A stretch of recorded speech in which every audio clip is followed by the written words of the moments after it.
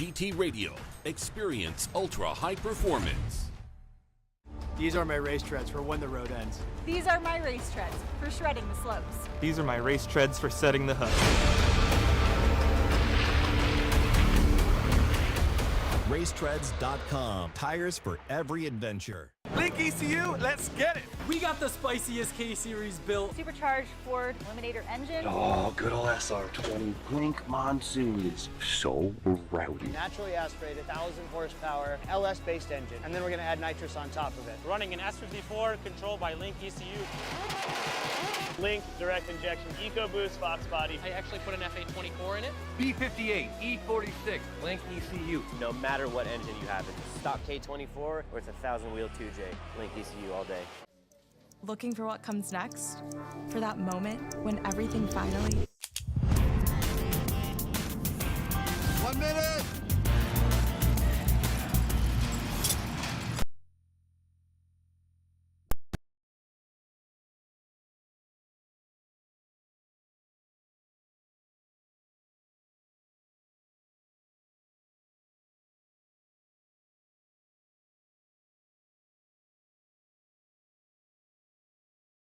Need a little help?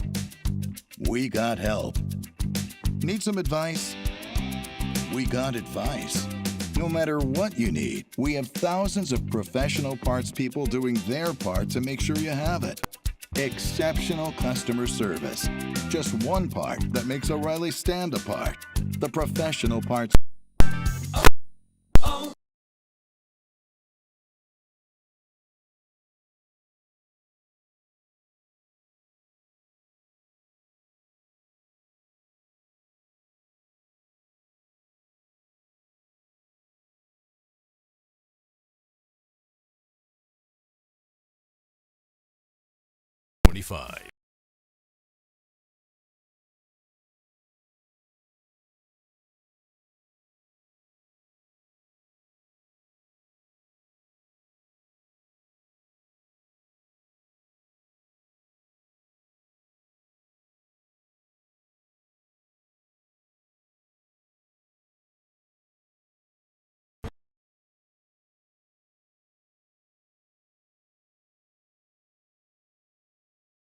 What are you doing?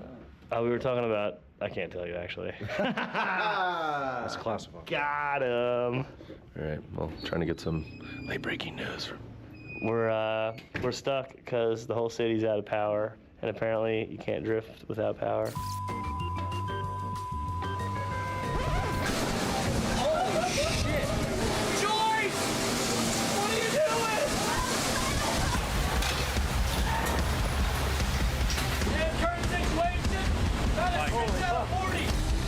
Coming into Formula D Jersey, started off pretty good. 6:45, I think we were up. And then that's when things just, let loose. The sky came down.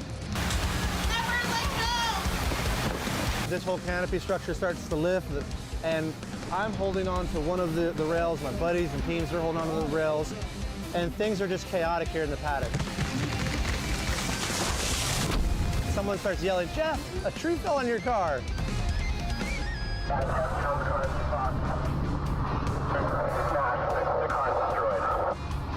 And we're just like, man, okay, how bad could this be?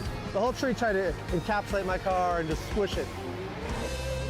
I was in a little bit of disbelief at first, and then I'm like, okay, we can fix it, we can fix it. I run up to it, and then I see that the front windshield, the roof, and that the roll cage is failed and collapsed inside.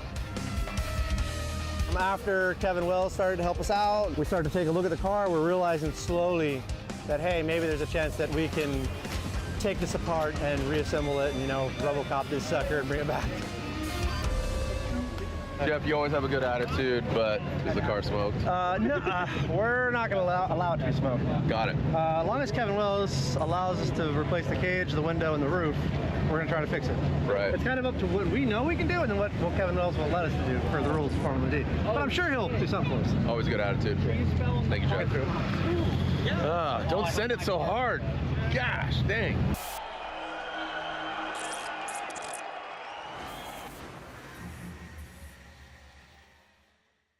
Hey everybody, my name is Braden, and I'm here interning with Formula Drift and a future freshman at UNOH. I'll be there for 4 years in motorsports marketing, and this for me is a dream come true. I'm here interning with Formula Drift, as I just mentioned, and I've helped set up banners, I've helped to meet some great and important people, and overall seeing the community of what Formula Drift is all about. And at an event like St. Louis, everything is so crazy. So being able to be here on site and learning everything about the ups and downs and in between the Formula Drift is a blessing come true. All right, me, I'm 18 years old, but I started as a little 13-year-old kid just watching drifting on YouTube, and I saw Formula Drift and thought there was nothing better that was interested for me. So I just started doing more research and started going into it. I started emailing people, meeting new people, and I am beyond grateful for where I'm at today. So if you're somebody who's looking to get into Formula Drift or looking to go to the University of Northwestern Ohio, I would just start by just reaching out. Emailing is all it takes. That's how I got where I'm at today, with a couple of very simple emails. So just reach out and get your name involved. Just send some emails out, and I can promise you can be standing right where I'm at right here in St. Louis. We are flying into a very hot and humid Worldwide Technology Raceway. Make some noise, St. Louis! We have a very tight kind of stop and go style course, and there's more crashes and drama than ever. Castro rock solid. Shanahan lets his presence be felt. Adam LZ goes hard with that BMW. Oh! Holy cow!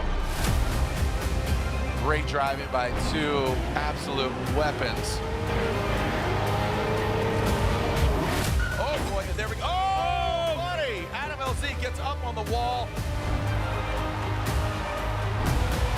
14-year-old Hiro Manoa, he's in the finals. Unbelievable. James the Machine Dean gets the victory. Unanimously, that means Hiro Manoa gets second place, the youngest ever to podium in Formula Drift history. With all these young kids coming up, it's unbelievable. Drifting is here to stay, that's for sure.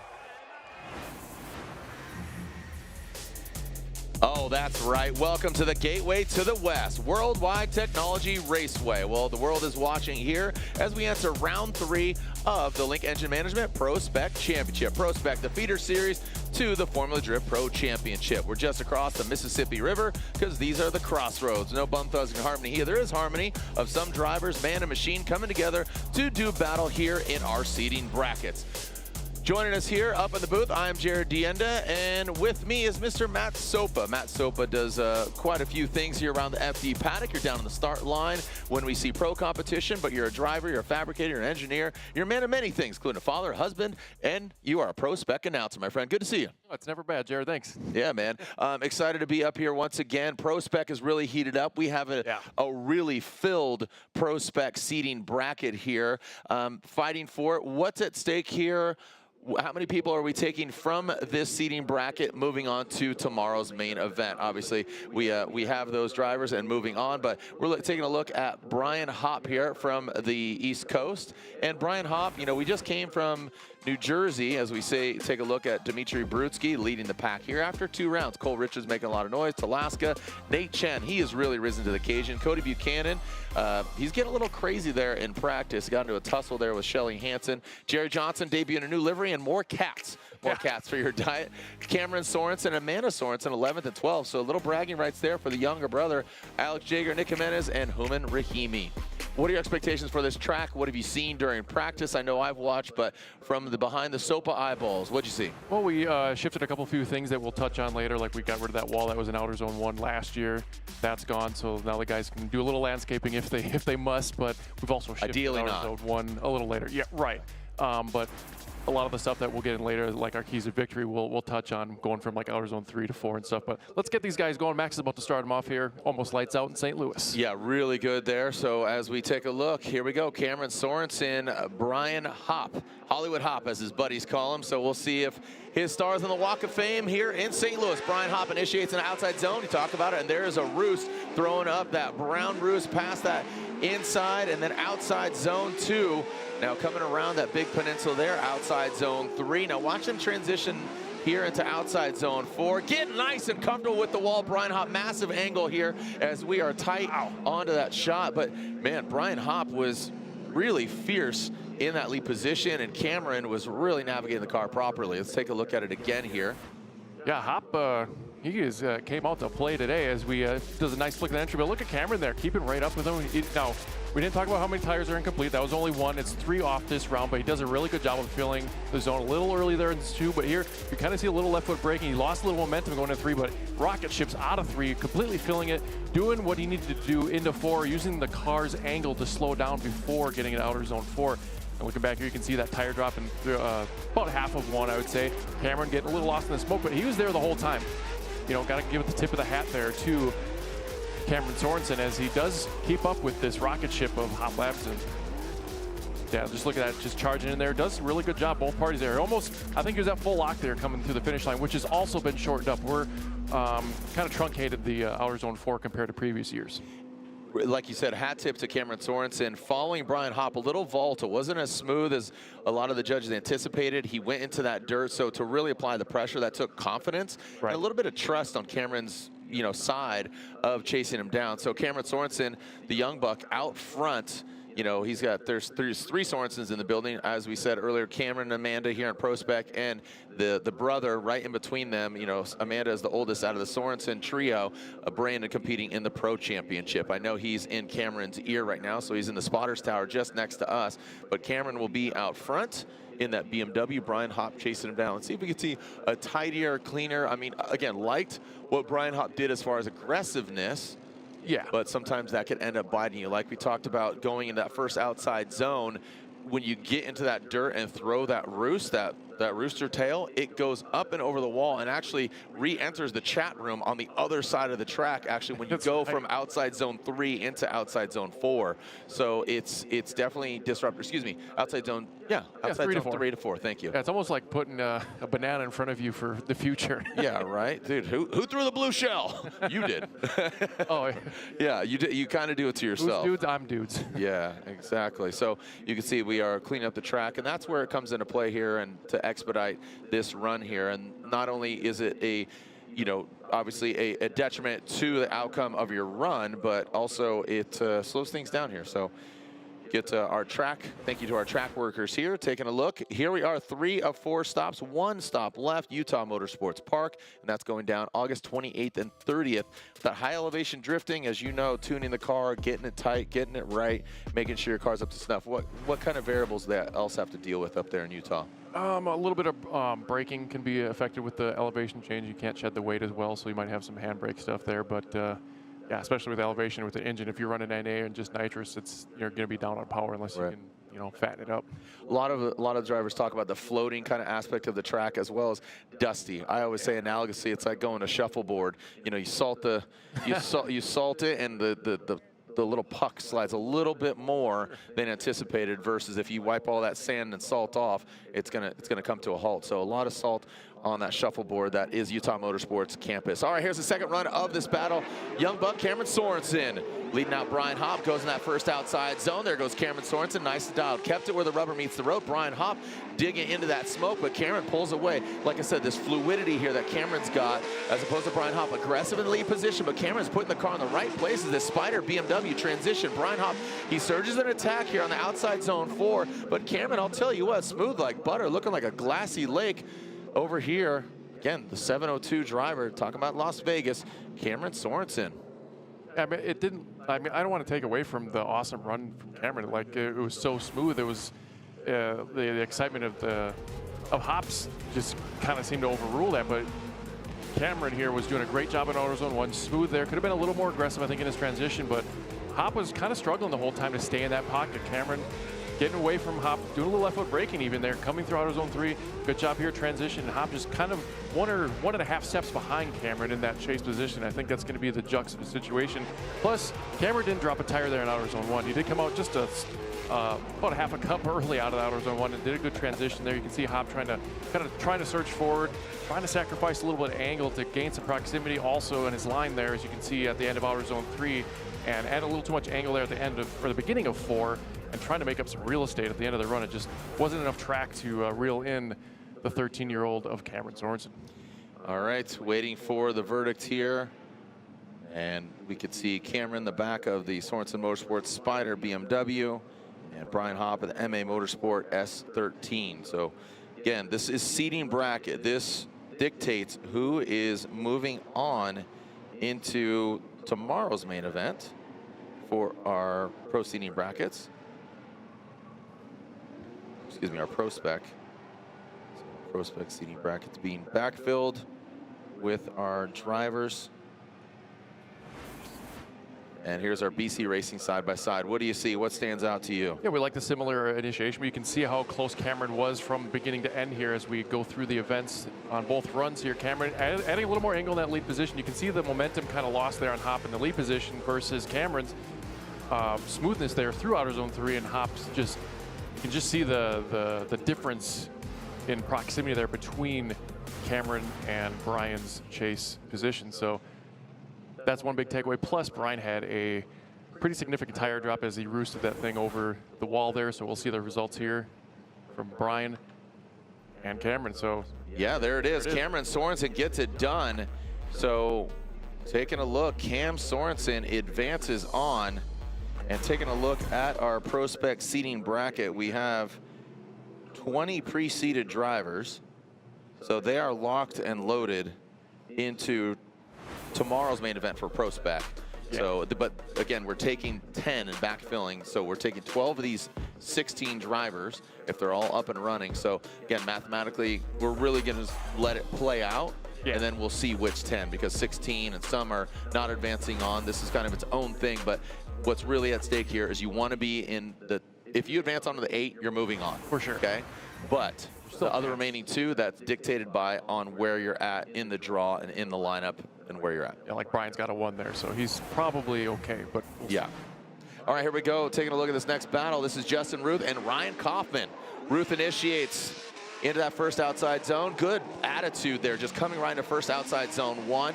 And you can see it looks like Kaufman having a little bit of struggle there in the chase position, that Taxi Garage FC RX-7 into that third. Let's see this transition. Kaufman right on the door, needs to jump back into that pocket. Oh, and look at, comes across, but the 199 spins out.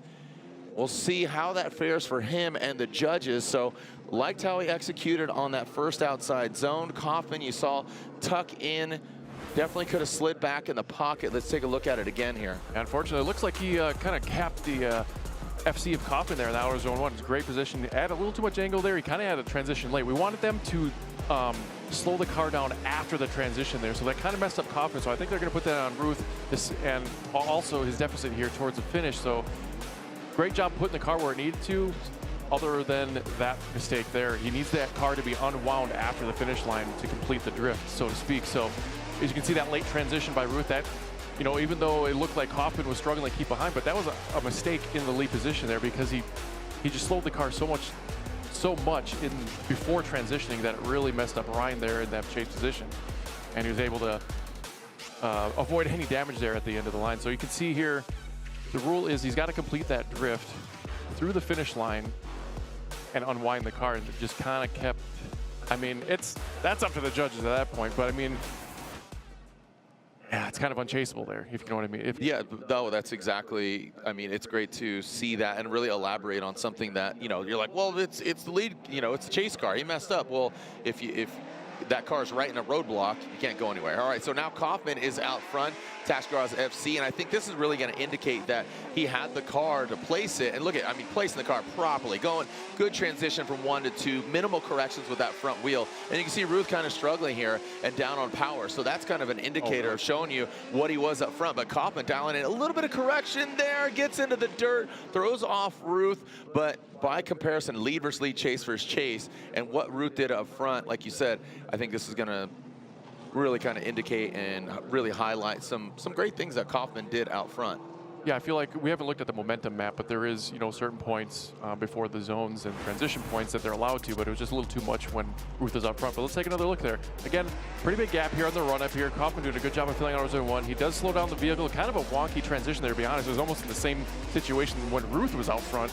Ruth does a good job here catching up, but then Kaufman pulls on the power there through outer zone 3 and puts some car lengths between him and Ruth. And then Ruth kind of independently spins out right at the finish line here. We'll take another look at here. It's how wonky this transition is. You can kind of see he's a little shallow. He Yeah. needed to be more to the right, and he didn't give himself room to transition, if we're being honest here.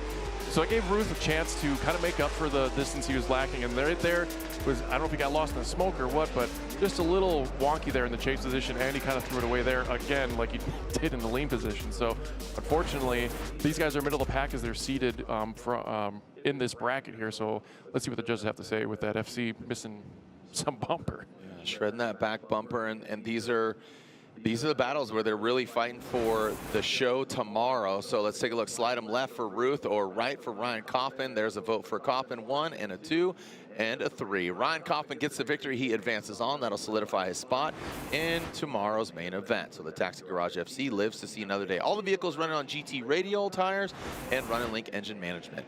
Now, this is great. This is a breakdown here. Outer zones, 4. Keep it simple. Good fluidity, transition. Some things have changed from previous years, even as recent as last year. Elongation of outside zones. What are some of the other things that the judges have modified? Yeah, so we got outer zone 1 is actually shifted about 20, 25 feet. So it's starting later, ending later into outer zone 2 to kind of promote them to transition a little later into outer zone 2. 3 hasn't changed. 4 is, like I said, it's a little truncated, the finish line a little sooner before the NASCAR bank there. So taking a look at the overall track. I mean, this track playing host to NASCAR, IndyCar, all of it just across the river from the St. Louis Arch. Here we go with Dempster and Zero Chill Brian Wills. This guy has a good time. So looks like Dempster will lead. Brian Wills will give chase. Dempster, great looking Corvette. Always a sucker for a good clean white livery. And Dempster in the vet, leaving the start chicane. Here comes Wills chasing down the S15 front end. Dempster, he taps it in that back right, exits really quick, straightens out, and that is not going to get it done for him. Now, keep in mind, Wills does not need to continue the entirety of this run, but this is a good opportunity for him to get the entirety of the track because there was no contact there, and it looks like Dempster just shut it down, having some technical issues. He does roll through the entirety of the course, but because he's the lead run, Chase Car can't go anywhere, doesn't need to continue on with the run. So it's unfortunate for Dempster, but Wills has a major advantage here after shutting it down. Yeah, but as you can see if we can get an insight from a spotter of sort. So it looks like Dempster's going to take a 5, but you can tell, I think his trouble started here, Jared. Came up real short and shut it down, and Wills was gratuitous enough to give us a show after the lead car shut it down. So Cody Dempster's going to take a 5, see what's going on with that Corvette. And up next, we got probably Shelly Hansen and Casey Cole warming up their tires in the box very soon. So we'll get the second half of this battle after those guys. Yeah, Shelly Hard Candy Hansen, she earned a lot and learned a lot as far as Jersey, our previous round of competition, did the roll, dug in that wheel, flipped her on her side. She has navigated quite a few things. Wreckers or checkers for her, and she definitely hit the highlight reel. Less about the checkered flag, but more about the wreckers. So unfortunately, but fortunately she's okay, and the Hansen camp is a little happier and still smiling. That's kind of their attitude. Her husband Rudy and Shelly having a good time. Going against Casey Cole, who we know is a fierce competitor, had a bit of bad luck here and there, but hopefully it comes together and really starts to coagulate here at Worldwide Technology Raceway. There is the Team Hansen S chassis, Shelly Hansen, definitely a weapon behind the wheel, and has just progressed really rapidly as a driver, and just having a lot of fun between it. But no matter how your car looks, how good your car, graphic designer, she does a lot of work for the team. It always looks better when it's on top of the podium.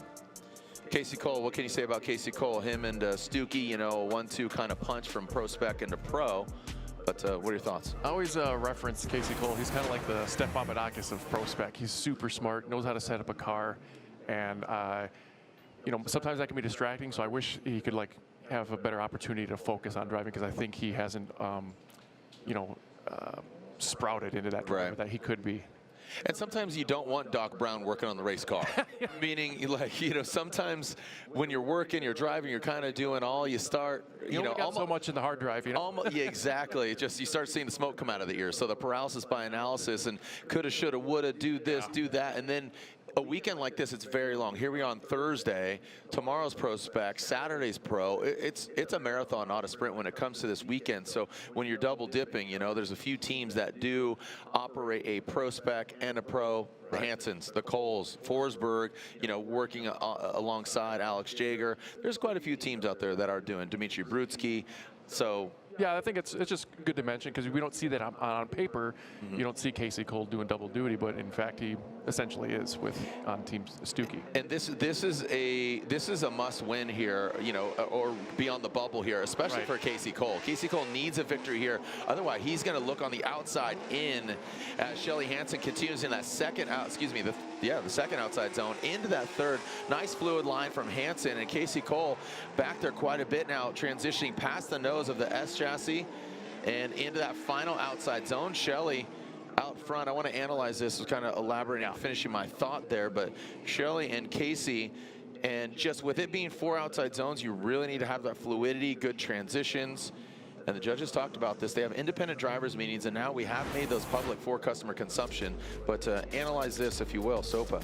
Yeah, let's take another look at this. We can see that I like the flick of the initiation. It's always my favorite style. Casey's kind of a little late to start there. He did a good job anticipating it. Gave himself an opportunity, but the car didn't seem to fire off, I think, as he anticipated.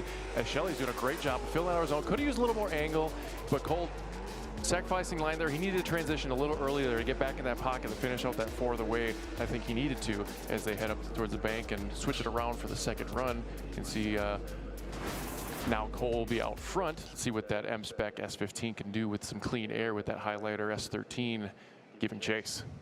Yeah, it seemed like Casey was really kind of just going back and forth, and then when he finally caught it, he had to back off to get to transition into Shelly, and boom, just like that, we're already outside zone 4. So taking over.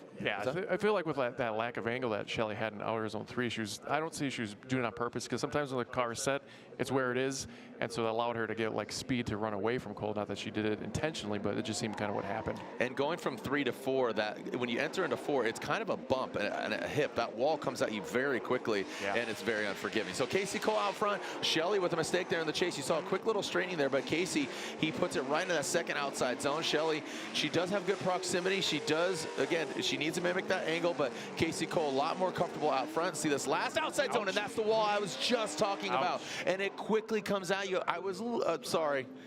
Bang, just like that. Bang, bang, bang. Outside zone 3 into outside zone 4. There's that hip. Seeing that overhead view, it really kind of emulsifies and shows you and exaggerates how big that bump is going right at it and flicking it in. I could see the so we can see the left foot braking here from Cole going through outer zone 1, and Shelly with those slight mistakes. But I really liked how Cole's filling out the zones here. Lots of angle, lots of momentum, and it was smooth. You can see Shelly doing a great job of staying in that pocket. But here's where it fell apart for Cole. He did the transition just a little too late, and it looks like he didn't have all the confidence going into the outer zone 4, and I think that's what kind of bit him, not only the wall, but as Reese Marin said a little earlier, he's like, they'll do good if they don't hit the wall. Yeah, stay off the wall, man. So, yeah, he was looking real good. Shelly was doing a great job, and then his transition was just a little elongated, if you would, and we can see that what happened after. Shout out to Reese Marin. He won the U.S. Drift, the Street Spec, was it? Street League, thank you. Reese Marin winning that just this last weekend. Congratulations. Shelly Hansen gets the victory unanimously. Unfortunately, Casey Cole taking himself out of competition now. Unfortunately, or fortunately, he'll have the opportunity to focus on Daniel Stuckey in the pro competition.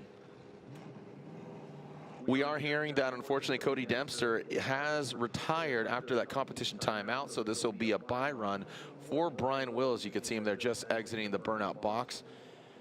Some of the spotters high atop the racing tower here at WWT Raceway, Worldwide Technology Raceway. Thank you to our 3 judges. Vernon re-answering the chat. Vernon Zvanveld, Brian Egger, and Reese Marin are staples for the entirety of the season. You see that? How could Jake be up there and here at the same time? That's wild. Who? Jacob Gittens. Someone just had his hat on up there. Oh. It's a joke. I didn't get it. You knew him? Oh, yeah. I wasn't catching it. Give me a net next time. So we're taking a look at Brian Wills, the Nasty Habit S chassis. This will be a bye run for Cody Dempster. And it's Brian Wills. Yeah. What did I say? Dempster. Oh, thank you. Dempster's out. Dempster is out. Brian Wills is in. So we'll lay out and listen. This gentleman, really great attitude overall, has a lot of fun with it, but he'd love to get on the box. But this will solidify his entry into top 32 action tomorrow. It is a nasty habit, but like a habit, it's hard to break. Yep, he's just like bad habits. He's dropping that tire into outer zone 4. Hey, let the man cook. Let the man cook. He's got some mud pie. We're halfway through our Prospec Championship seeding bracket, top 16. And the 16 advances and forges, so you can see the names there in yellow. Cameron Sorensen, Ryan Kaufman, Brian Wills, and Shelly Hansen. 12 advance on, 20 pre-seeded from our previous round of competition. And backfilling the 12 to fill the other 20. Do the math, that equates to 32. I'm not a smart man, but I do know what love is. As we see Jace Havoc, Matthew Bystrack, Ferris Q, Carson Ruger, DJ Stubstat, Jack Davis, Adam Heichman, and Sam McMumey. Pulling up to the line. Gotta love it. The Bystrack Ford Mustang and Jace Havoc from Monroe, Washington. If you follow the Formula Drift Championship, Evergreen Speedway. Love that round. Little coast-to-coast battle here. Yeah, oh, that's right. Bystrack, I love that he's got his Mustang. He's got a really good attitude just coming into this year. I feel like having fun, gonna learn, learning year. Got the Mustang. I know you love it. Big Ford guy over here sitting next to me. As Jace Havoc out front, non-stop tuning. Throws it into that first outside zone. Hits that dirt and it fights back. Throws him into the grass. And that is called duffing a chip right there. And he finds himself out in the rough. And with that, Bystrack will continue on, but doesn't have to, so that'll be an immediate, not an immediate advancement, but an immediate advantage of Bystrack. Yeah, hard to say what fell apart here, but let's take a look at his entry here. Maybe a little too far to the right, maybe not enough side forward grip, or just looked like it dug in and it didn't let go. So unfortunately for Havoc, he'll have a big deficit here in the chase position as Bystrack will get the clean air. Yeah, that back right tire just dug in and just did not let go. And luckily, when they crisscrossed applesauce in the grass, there was no other incidents after that. So let's get these guys back in the line and get a clean second half of this battle.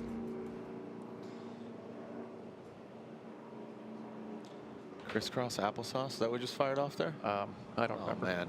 Yeah, you do. Yeah, you do. I forgot. Yeah. People don't forget. Pepperidge Farms doesn't forget. Yeah.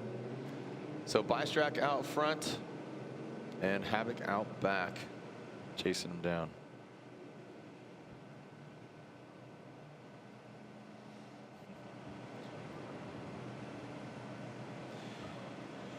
Here we are seeing, so a major advantage for Bystrack.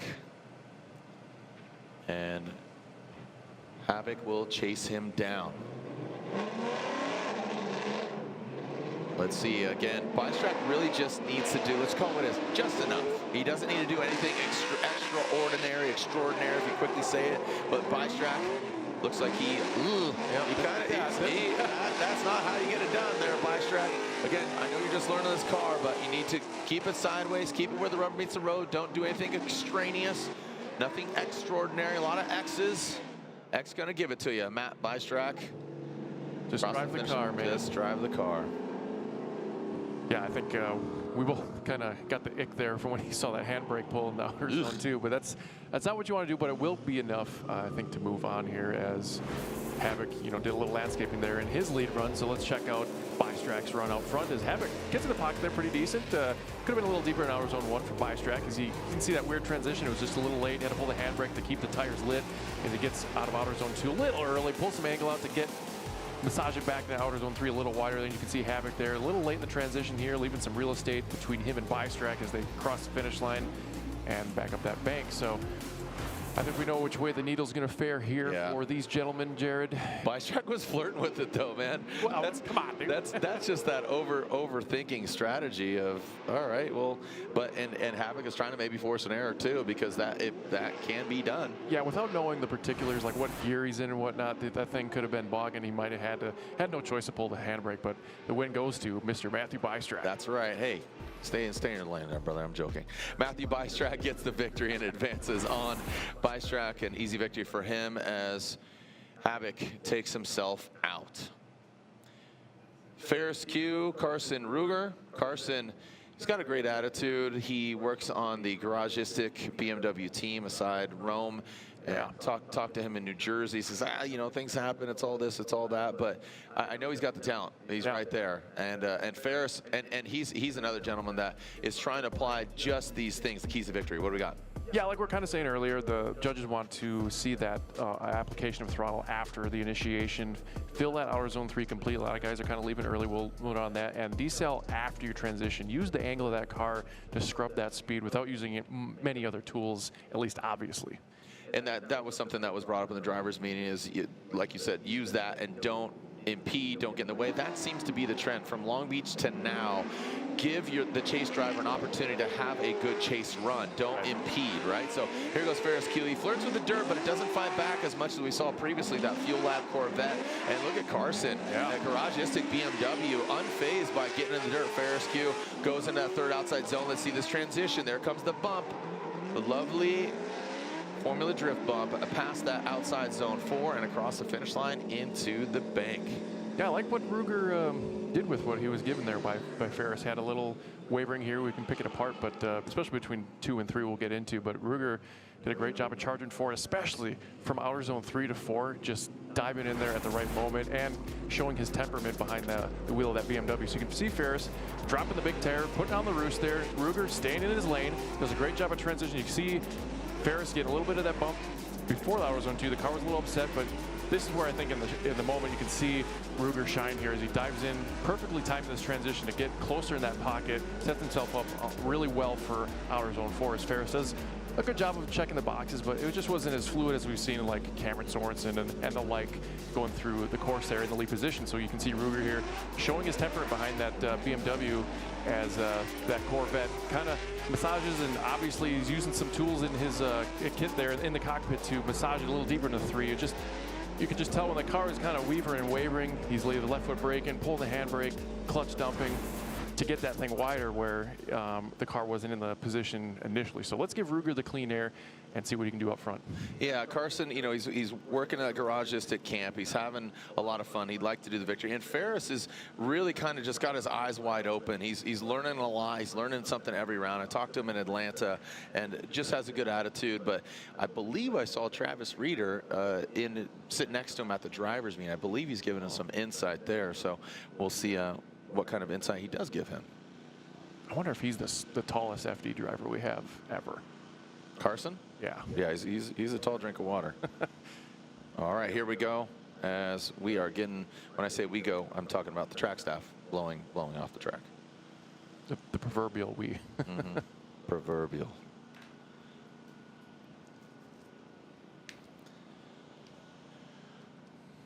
Okay, and getting it prepped and ready to go. Keep in mind, this is round 3, one more round left. Utah Motorsports Campus.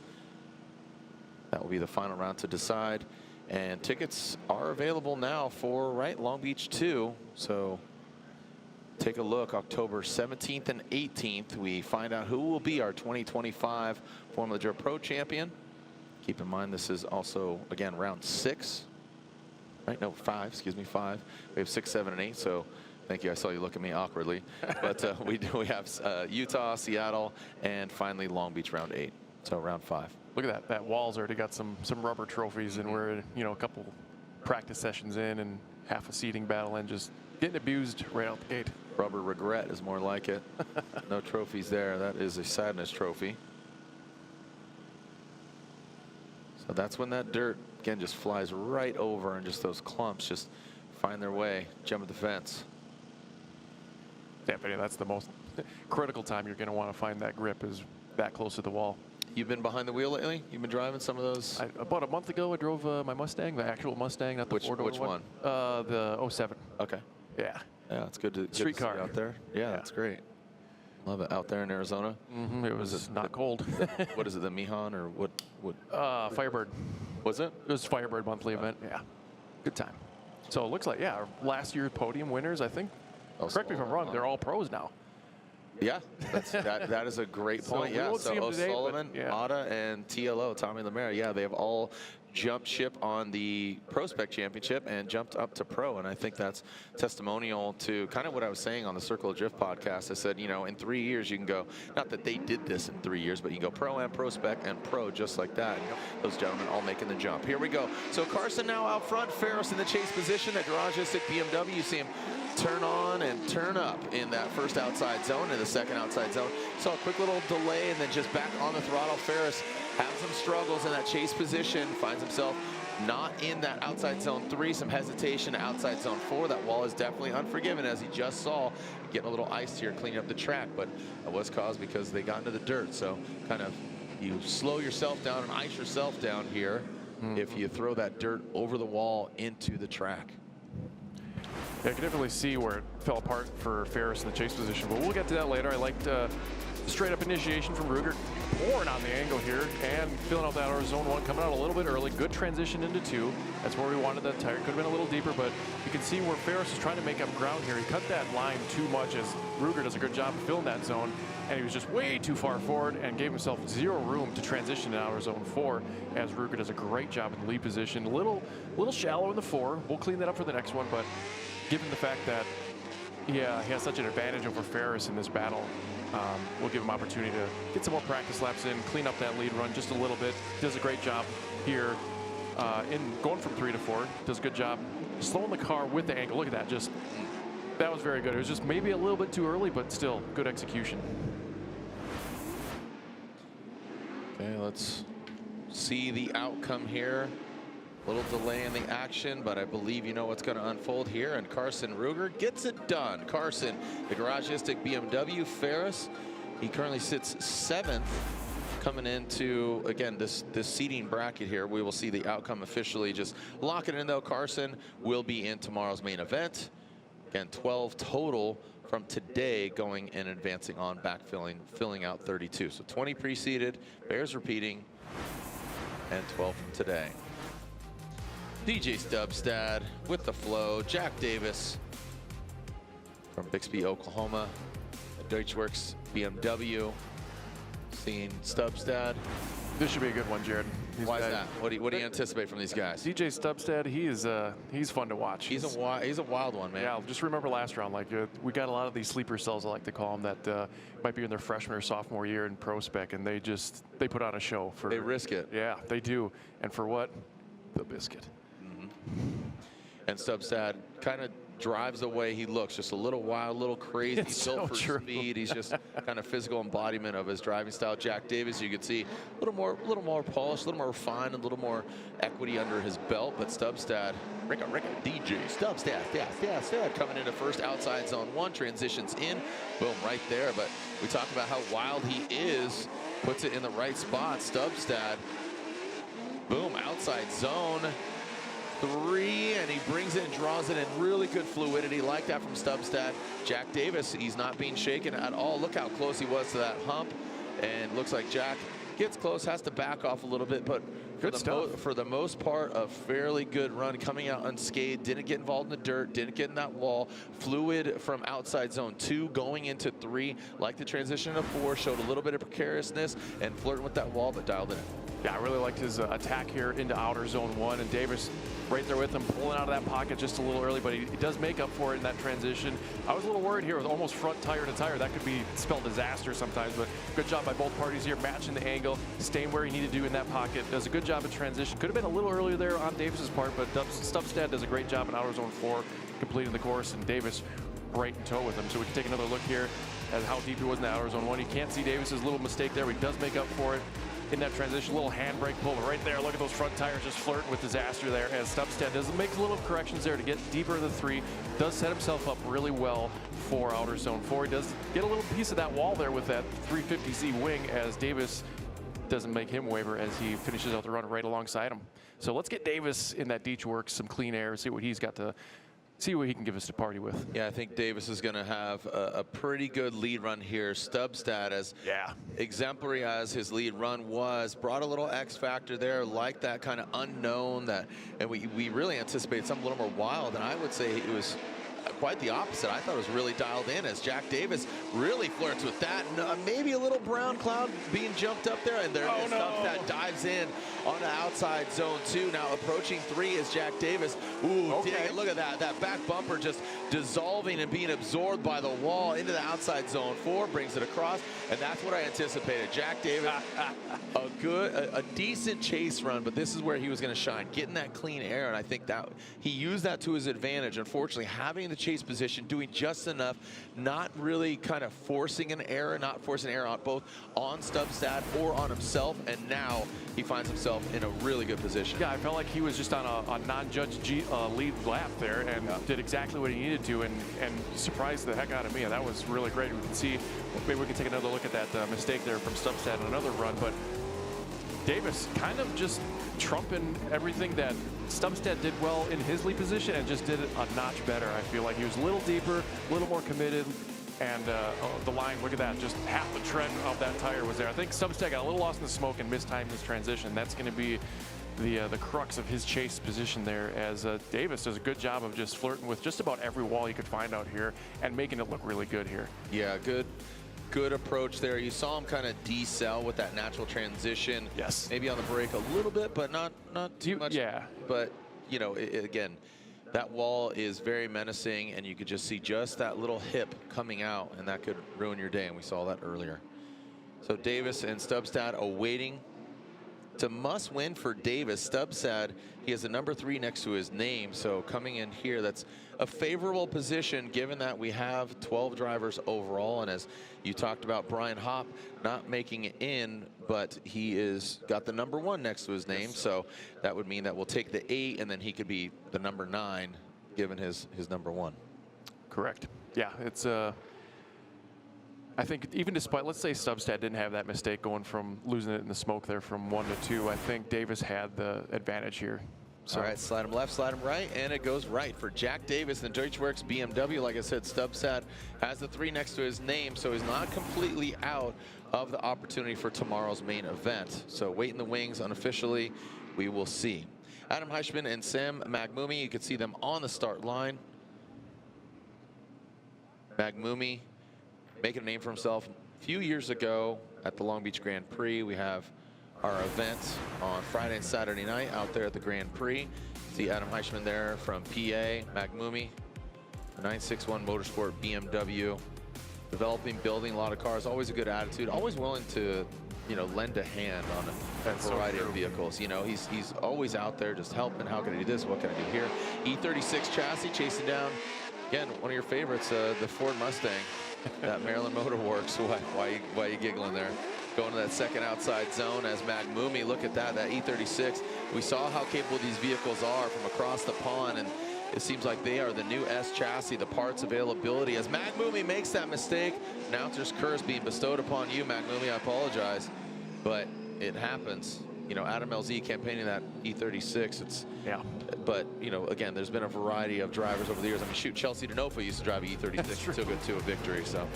Yeah, well, let's hand it to Heischman here. Checking all about, like, almost had like a Jack Davis type run in his lead position here. Did a good job of transition a little. I think that mistake you saw might have been a little bit of a choke up from the lead position, but he does a good job massaging there, just getting it real deep into outer zone 3.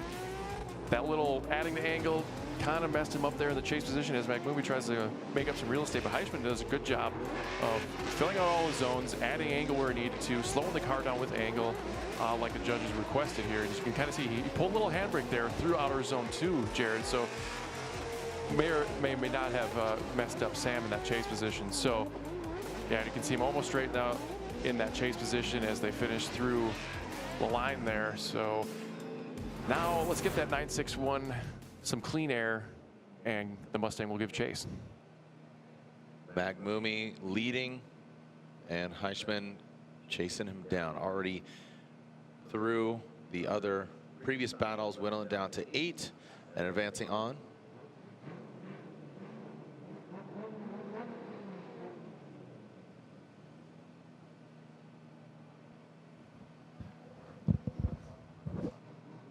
Okay, looks like just back them up really quick, making sure we got the track clear and ready to go.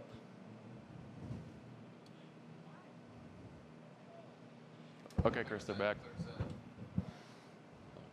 Now Magmumi on the line, poised, eyes on the prize. As you said, get that clean air, Might have that Jack Davis run, given that they coincidentally both have the BMW E36s. Let's see what we got. Right? Jack run E36? I think so. Here we go. Matt Mooney out front. Boom, puts it right there on the edge. He does throw a little roost there. Let's see, that might affect him on the other side. Might burn himself out here. Now coming into this third outside zone. Look at Heischman. Yeah, Usher there. Matt Mooney putting the car in the right places. Looks really refined in that third outside zone. Now into the fourth. You can see him bringing on in. Big angle there. Matt Mooney flirting with almost over-rotating there. Good stuff. Good run from both sides. Matt Mooney putting down a good lead run.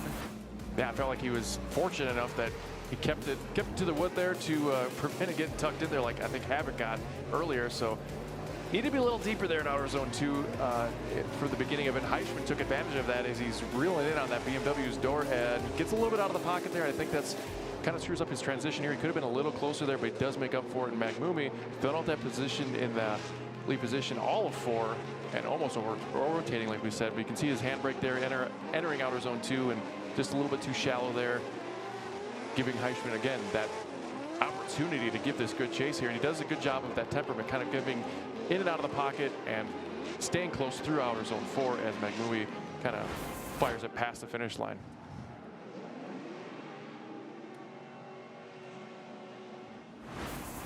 Okay, and let's see if we have results here. Heischman, Magmumi moving on, our final driver in the 8. These guys will officially advance on, and gal, Shelly Hansen, part of the conversation. 20 pre-seated drivers waiting in the wings. Had some practice today, and then tomorrow 32 is going down. Slide him left for Heischman or right for Magmumi. It looks like Adam gets the win and advances on. Magmumi with the 11 next to his name. TBD for Magmumi here at Worldwide Technology Raceway Park. So advancing on here in the seating bracket, solidifying their spots. 12 spots available to backfill the existing 20 to fill the 32 field in our Formula Drift Link Engine Management Prospec Championship. Cameron Sorensen, Kaufman, Wills, Hansen. You can see that Bystrat, Ruger, Davis, and Heisman, excuse me. When we come back, we'll continue here at the Crossroads, Worldwide Technology Raceway Park.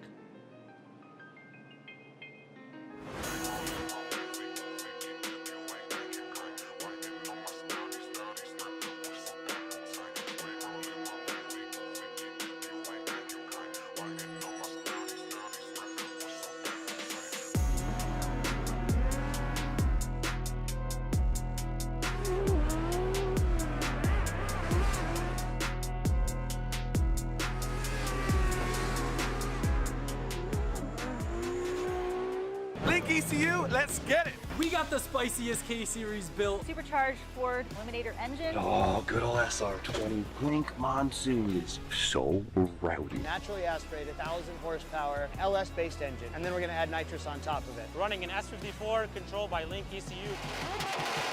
Link direct injection, EcoBoost Fox body. I actually put an FA24 in it. B58, E46, Link ECU. No matter what engine you have, it's stock K24 or it's a 1,000 wheel 2J.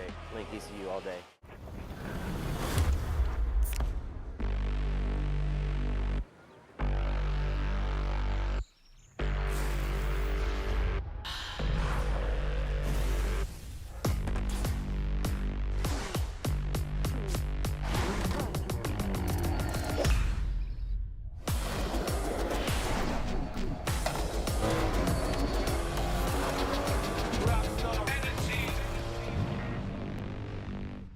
These are my race treads for going the distance.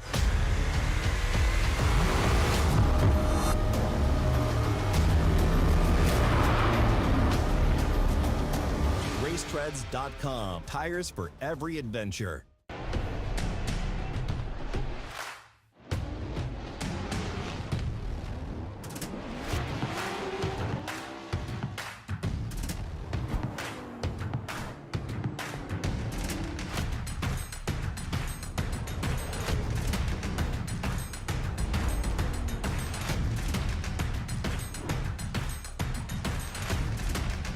GT Radio. Experience ultra high performance.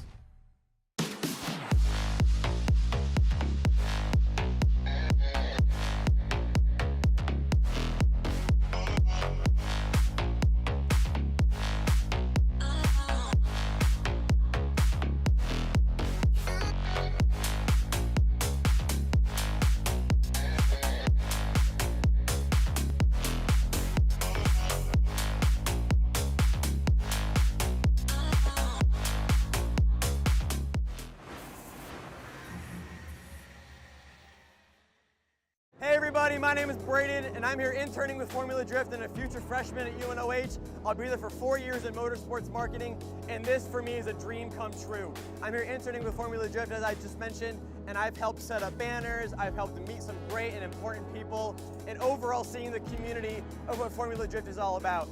And at an event like St. Louis, everything is so crazy. So being able to be here on site and learning everything about the ups and downs and in between the Formula Drift is a blessing come true. So if you're somebody who's looking to get into Formula Drift or looking to go to the University of Northwestern Ohio, I would just start by just reaching out.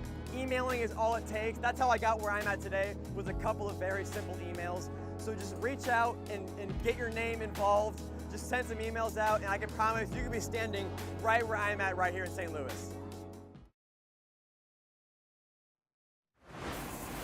Yeah, there it is. UNOH. Braden is right over our shoulder. Love the excitement, love the enthusiasm, and it starts at a young age. I know, you're a father, I'm a father, I got 2 of them, and one wants to be a race car driver, he's 11-year-old, one wants to be up here in the booth, and, and we'll see. Everybody's got a role to play, so again, thank you to UNOH for their involvement of the Formula Drift Pro Championship and Prospec Championship. Again, an opportunity to get involved with the motorsports and automotive community. It's always great to see. Yep. Did you go to college for all that, or did you self-taught? I went to auto tech school. Okay. Yeah. Awesome. Appreciate that. Yeah. All right, Ryan Coffin, Cameron Sorensen. Coffin, Taxi Garage FC RX-7 brings it. Oh, buddy, Cameron. Oh, wow. Good night. That absolutely ripped. That was an unforgiving dirt drop. Now, keep in mind, Coffin does need to continue because he is out front. How much dirt is on that side of the track? You can see it right there, looking like an absolute brown rooster, cock-a-doodle-doo. On the other side, Cameron, unfortunate for him. Oh, he got out really quick.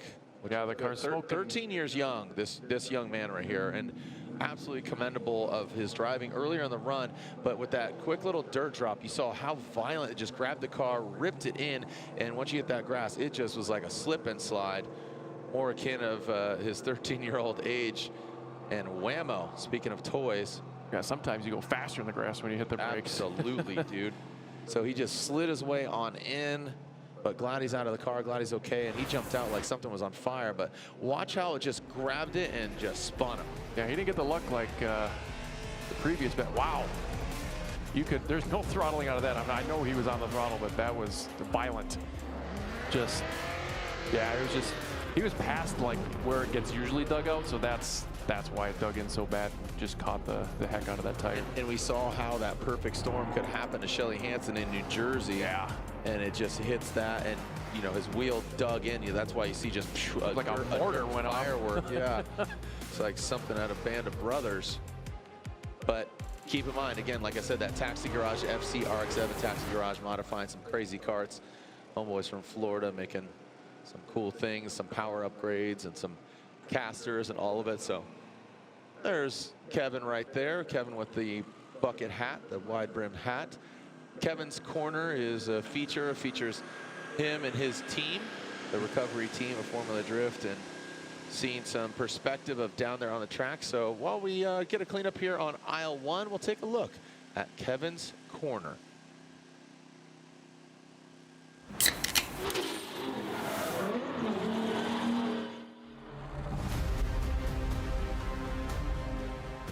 Hi, my name is Kevin Wells, Competition Director of Formula Drift. We're out here at Englishtown Raceway Park. It's been a crazy weekend, thunderstorms, ton of car wrecks in Prospec. We're halfway through the pro round, top 32's in the books. So let's check it out. Going into that first outside zone and dials it in really well in that second outside. Whoa, straight in. And oh my gosh.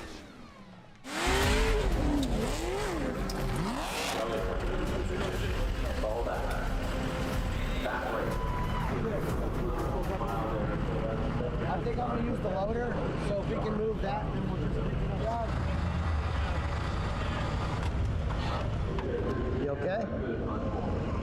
Physically, yeah. I'm really sad. I was driving really good.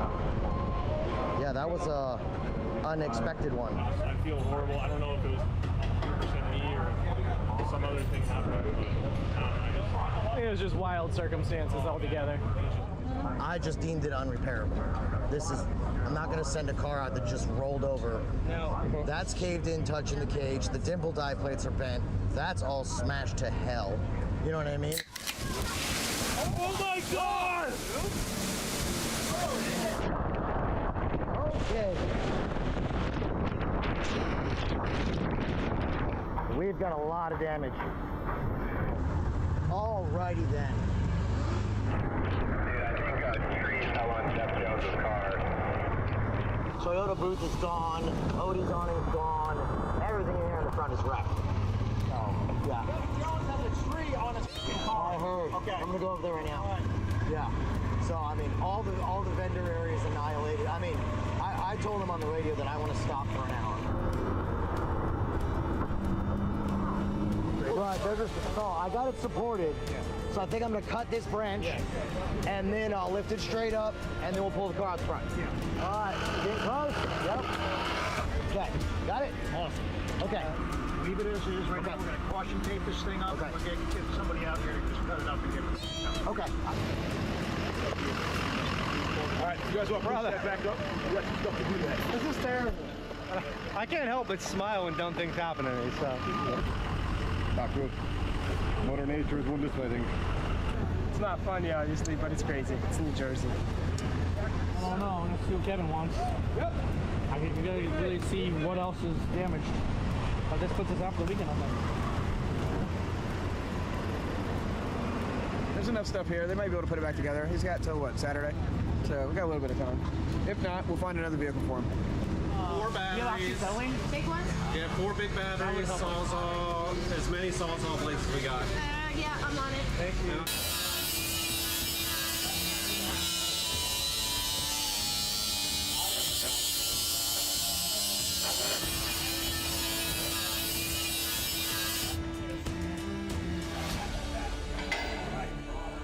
We already cut the crossbar out, so Chris Knapp are obviously in their shop right now.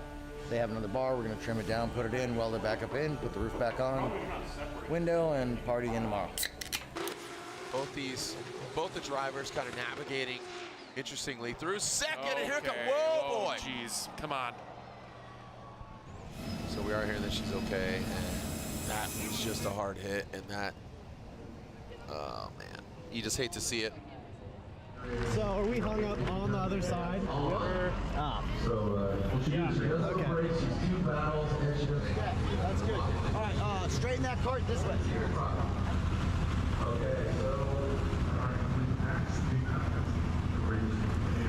All right, that's enough. Hey, well, that's I wouldn't take that bar out. So they can, I wouldn't take it out.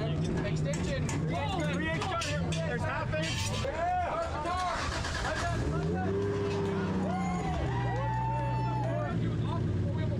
Try to drive around. Look at that alignment. Yeah, I gotta look. Let it go. Just for me.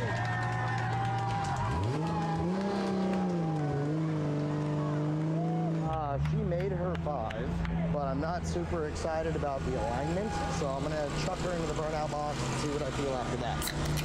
Only almost touching tires there. Little left foot break there from RCP. That is a momentum zone on the transition. RCP gets in the dirt. Whoa, we are doing tandem, riding the hood.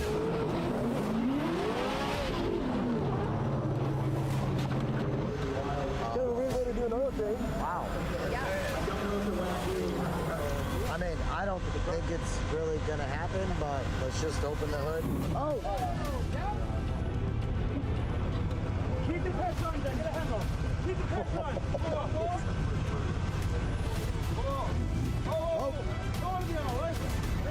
Hammer.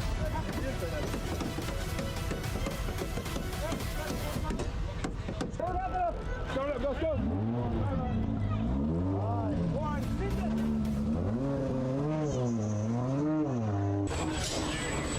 What do we got? Pass me one. Jackson, pass me that one. RCP, he's got a beautiful courtesy of the contact there. But look at him! He is throwing it to the door. RCP giving it all to James the Machine Dean in that last outside zone. Like that way.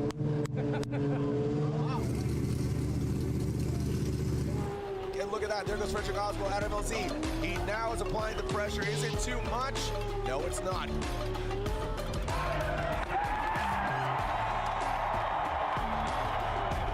Good night, New Jersey!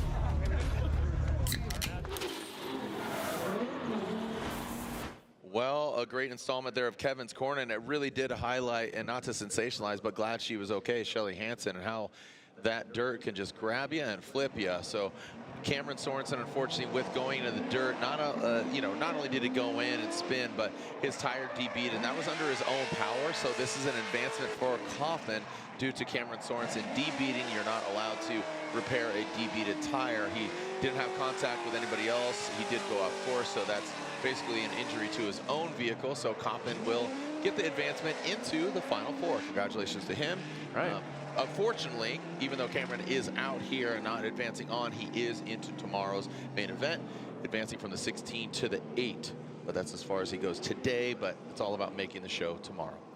3 points richer is Kaufman, and now we're taking a look at Zero Chill Wills versus Shelly Hansen. We talked about, and we just saw her engagement with the dirt and the wall and the roof and the side and the roof.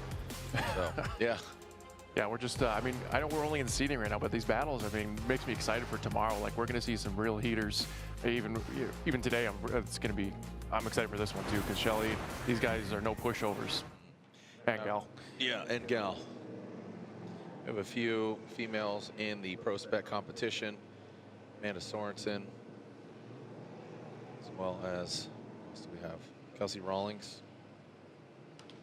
Colette Davis. Colette Davis. Colette Davis, yeah. You said in practice earlier she had some issues, and looks like her wheels off. So she had I feel like it was a failure to maybe check the torque on them, but haven't confirmed, but that's kind of what it looked like. But when two wheels fall off. Yep. All right. So right now we are seeing Shelly Hansen. She will lead Team Hansen S Chassis, and Brian Wills chasing her down here in our seeding bracket, round of 8. See what Shelly Hansen does up front. And initiates in that first outside zone. Wills tucks in. Shelly Hansen approaching the second. Good transition there. Slows it down just a little bit by natural because of the transition and the grip. Now into outside zone 3. Goes Hansen. Wills, he flirts with that. Just barely outside zone 3. Now coming into 4. Shelly Hansen very calm in the cockpit. You see that? Just really settled. Comes in and just gets the job done by Shelly Hansen. Yeah, could have been a little deeper in outer zone 1, a little more aggression there, but does a good job in the rest of the course. I felt like there was nothing to take away from that as far as that goes. And Brian was could have been a little deeper into that pocket there. He had an opportunity here to get a little closer going in outer zone 3. You can see Shelly kind of trying to set up the car there again. Needed to see a little more angle there. I felt like Wills also needed to be set up a little more on the left to set himself up better for that transition going into 4. And Shelly doing a great job of filling that zone up there. So let's take another look at it in our airforce.com replay as Shelly can see how, at that angle, which was the live angle, how like Davis and Paddock were like a lot deeper in that zone 1 comparatively as she goes through outer zone 3 really well here. And you can just see her wheeling it, setting the car up, full angle, full lock of Wills, trying to do his best to get that S15 closer to that S13. How much do you think it plays a role that, all right, you're in the 32 for tomorrow. How much do you risk? Like what percentage, 0 to 100, do you really kind of risk it with your car in the competition here? I would say 97%. Okay. Because you get 3 points for every battle won here, so it could come down to... And with only 4 rounds, every point counts. Absolutely. Yeah. All right, here we go. Wills out front. Good angle there. Now approaching that second. Now going to that third. So you talking about 97%. Is he giving it all? Is he giving 96, 95, 94?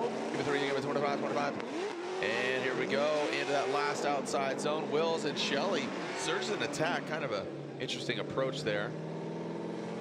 Yeah, I bet we're going to see a side-by-side here, but let's check out that lead run by Willis with Shelly chasing him down here. I like that flick initiation there as throws that S15 into outer zone. A little deeper from this angle, it seems, than Shelly was.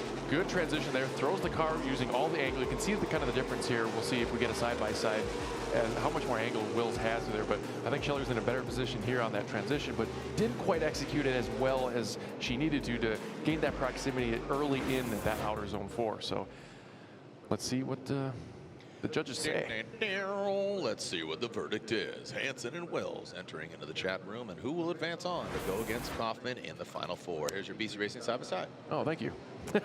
So, as you can see, the proximity difference here between Shelley and Will on their chase positions here, as Will's had a lot more angle there going in there, but you can see Shelley's correction and the little lack of angle and pulling out of zone 3 earlier, and both in the chase position had a similar position, but Shelley seemed to capitalize on it just a little better than Will's, where they both had similar outer zone 4 fulfillment. Attention to detail for both drivers. Mystrak and Ruger, Davis and Heischman. Waiting the outcome here. Who's going against Kaufman in the final 4? We are hearing that Matthew Bystrak, who was intended to go up next, has called a competition timeout. A little concerning on what's going on with the car. So we will Bystrak. Go to Davis and Heischman. Yeah, move on to Davis and Heischman, but right now, waiting for the verdict here. Judges, looks like they have inputted their verdict. Exactly what you could do with a lifestyle supply of chocolate. Go one more time. I kind of figured.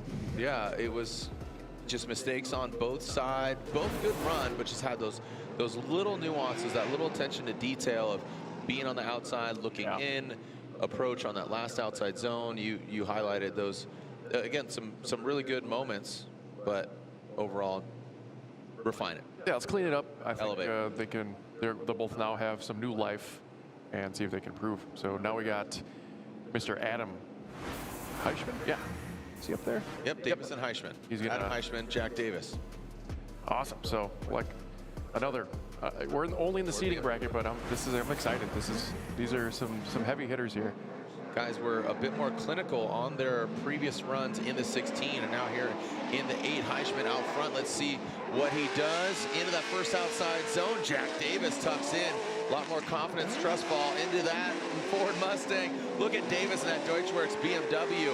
Well done by him, but Heischman, he taps the wall, comes out of angle, but Davis does not even flinch. Looking like a bully about to take his milk money, but no, he does not flinch. That Deutschwerks BMW continues on. A little bit of correction here and there, but but given the fact that Heischman, had some wall contact, there was a good tenacity from Davis by, staying in the game there. As we look at Heischman's initiation here, good little flick there. Davis right there with him. Nice and deep, got both tires in the zone, left us just a scooch early there as they get into outer zone 2. Good fulfillment there. Davis charging there a little too much, but he does dial it back. Good temperament from Davis. You can see the wall tap here from Heischman, keeps it lit.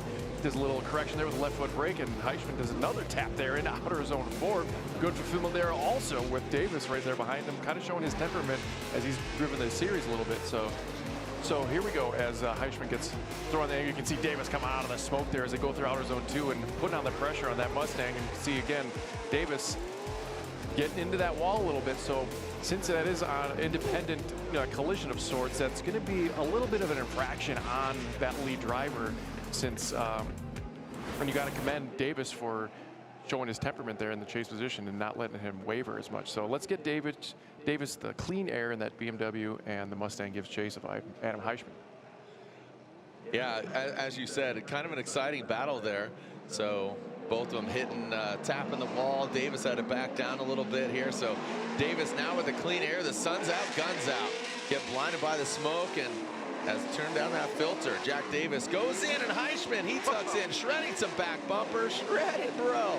Coming into the third outside zone. Davis at left foot brake. You see that front right holding up now into this last outside zone. Davis brings it on in, quick little yank of that handbrake. In the last outside zone, works it on in. So both these guys get a little volatile there, man. Just boy, oh boy. A mosh pit. Looking like they're at a Korn concert here, just getting a little volatile. Ooh, right? So he did the most amazing Korn impersonation the other day. Yeah, I think, is that John Davis just now? Yeah. Speaking of Davis, yeah, that was a good job there. I think Heischman put on a good little clinic there in the chase position when we're already doing side by side. All right. So you can see a similar situation here as Heischman and Davis both have similar proximity here, as we can see Heischmann's a little more aggressive there, peeling off the bumper like a surgeon there, like peeling it off an onion there as we go into outer zone 3. You can see that wavering from Heischmann. Heischmann just keeping that proximity against Davis here and does a good job of charging the outer zone 4 like he needed to. I think the standout here, despite the wall taps in the lead position, I think Heischmann might have the advantage here, but that's going to be a tough one. I could see this going to one more time. Volatile on both sides. Some refinement need to happen, but I like what, you know, is potentially living there. I liked it a lot. That was exciting. And you called this is, you know, here. Why are these guys in the seating bracket? I know, I asked myself this. I didn't want to say it out loud, but no, but that's the luck of the draw, and that's just showing you. I mean, look at, I hate to say it, but you know, Casey Cole, we know, like you said, he's the Step Papadakis of Prospec, but it just hasn't come to fruition yet. Yeah. We'll take another look here as another side-by-side. You can see the difference here in that charge of Heischmann peeling off that bumper is just so exciting. Giving a little door tap to Davis, kind of pushing his way into there. And you can see the little lack of angle that Davis had going in there compared to Heischmann's outer zone 2 in the lead position, and the difference in outer zone 4 where Davis was kind of trying to play catch-up before the finish line, where Heischmann was there the whole time.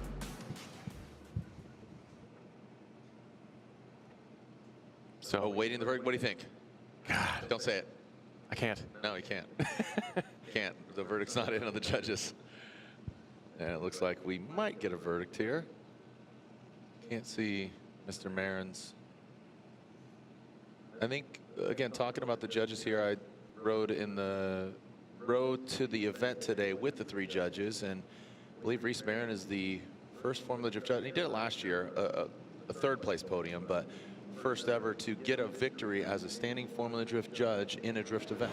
Well, congratulations, Reese. Hats off to Sunglass Marin over here.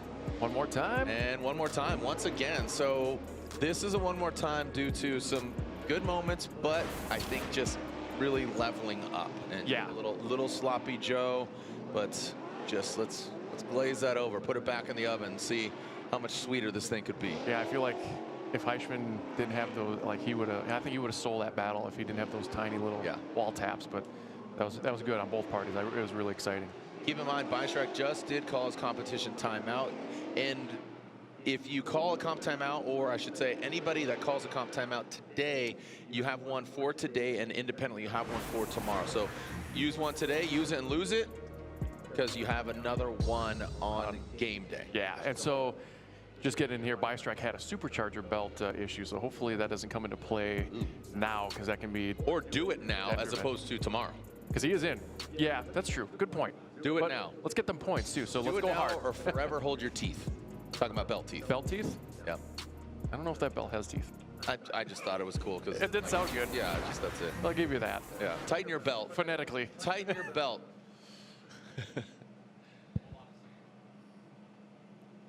Wait, are we talking about BLT?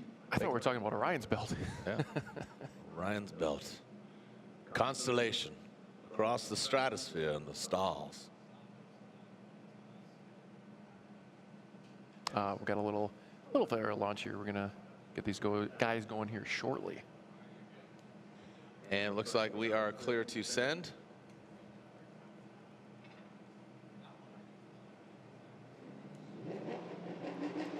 And here we go. Bystrach, Carson Ruger. Oh, just kidding. And it looks like that will be restart. Ruger rolled out. That's ludicrous. Did it roll out? Yep, got it, Jared. Yep. If you have to explain the joke, it's not funny. you know, Luda. It's ludicrous. Atlanta, you know, where the players play. We're in St. Louis though. I know, but that's why it's funny. Because All-Star Game is in Atlanta right now. Saw him perform. Yeah, this is Nelly. And this is Formula Drift Prospec. And this is a restart. That's what is happening. Looks like Ruger jumped the gun there. Solid gun reference. Yep. You got another one in the chamber there? Another joke? No? Well, let's go. Are you shooting blanks? All right, let's go back. Here we go, Carson Ruger. He is coming out of the gate. The Bystrach in that chase position, bringing it on into that first outside zone. Ruger garageistic BMW, tighten right, tighten that belt. We're talking about Bystrach and his belt. into that third outside zone. Bystrack tucks into the pocket, but could be back a little bit. Now coming in last one, here goes Ruger. And this is the Carson Ruger we've seen, you know, at hot pit events and driving, and it seemed like really rose to the occasion. Kind of did a little checkup there and stalled going out of outside zone 4 into that transition, but I like the placement of the car. Bystrack, a little aggressive. What are your thoughts? Yeah, I think it took a little while for Bystrack to kind of reel him in there, but he finally, when he did, he stayed there with him, which I really liked. And as far as that choke up that you were talking about in zone 4, we'll talk about that in a little bit here as a flick of the wrist, as Ruger does a good job filling his own. Both parties doing a good job of staying in their respective lanes here. Decent transition. Bystrack, that's a little mistake there, but he definitely made up the real estate there later as in outer zone 3. Good angle by both parties. He's showing that temperament. He needs to stay left of that car for this transition. Look at, boom, right there in that pocket and stays right there with him. The car needs to shut down there. So, like I said, we truncated that finish line. We've requested them to shut it down early so we don't get too much drifting on the big NASCAR bank. Yep. So that's kind of a moot point. Just to what you were saying, that you might have choked him up, but it didn't really matter. You don't, but that is something that we need to bring up. You say truncated, shorter, and to not go up on the bank.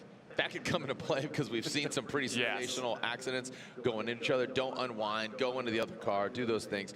But again, trying to eliminate going up onto the bank and throwing some rubber up there. Yep. So that's kind of a loaded question. A little bit. Oh, here we go. Matthew Bystrack will lead. Carson Ruger giving him chase. Bystrack in the Mustang. Ruger, he had that flick in the back there. It looked a little premature. Flickulation coming in that second outside zone. Now coming from 2, going to 3.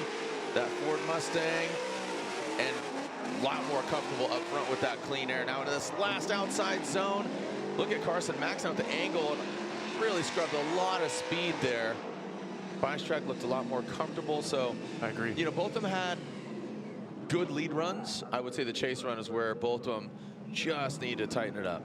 Yeah, I think if I was Ruger's spotter there, which I think is Rome, to be honest, maybe that little flick there was kind of ill-advised, if it was advised. But let's take another look at it here on that run-up, because I think if that didn't happen, Ruger would have been in a much better place in this battle, because I feel like it's almost like the previous battle where one more time because of these little mistakes. So check it out. We got the BC Racing custom coilover side by side, as you can see Bystrack out front throwing the angle of that Mustang, and Ruger trying to make up that real estate. And he does a good transition by cutting the corner, where Bystrack there also fell behind in outer zone 2, but also reels him back in, where Bystrack puts the gap on Ruger here as they both dive in. But you can see Bystrack matching the angle through outer zone 4 and gaining that proximity, versus Ruger's position in that chase wasn't performed as well. So there's little things to take away. It's going to be a hard one to call here. That's why we're not judges. We can't judge without prejudice. Or consequence, I should say. Remember, we have to revisit Wills and Hansen and Davis and Heichman, both of them one more time battles.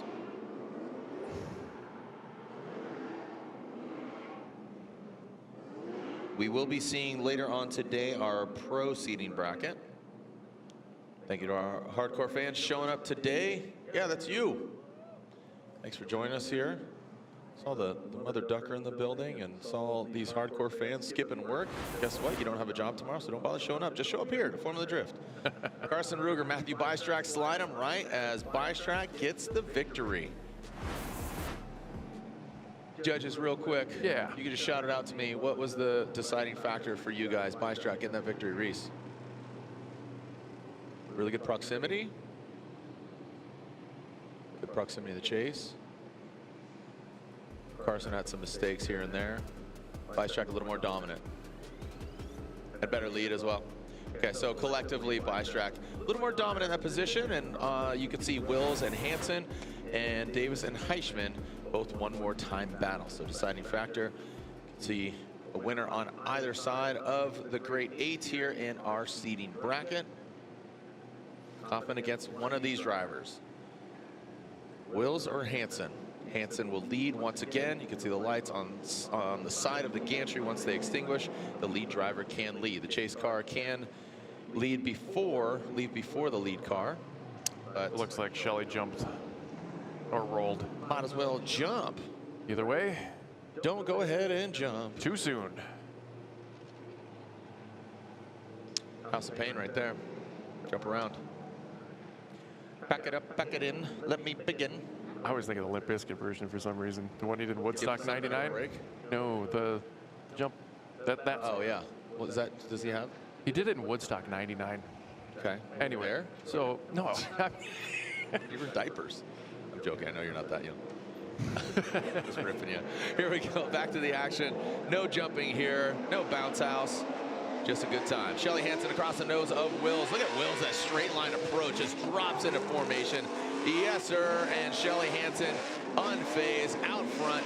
Oh, boy. Wills is just chomping at the bit. Holy cow. Looked like he was just getting that thing like a chicken tendy. Just ripping in that front bumper.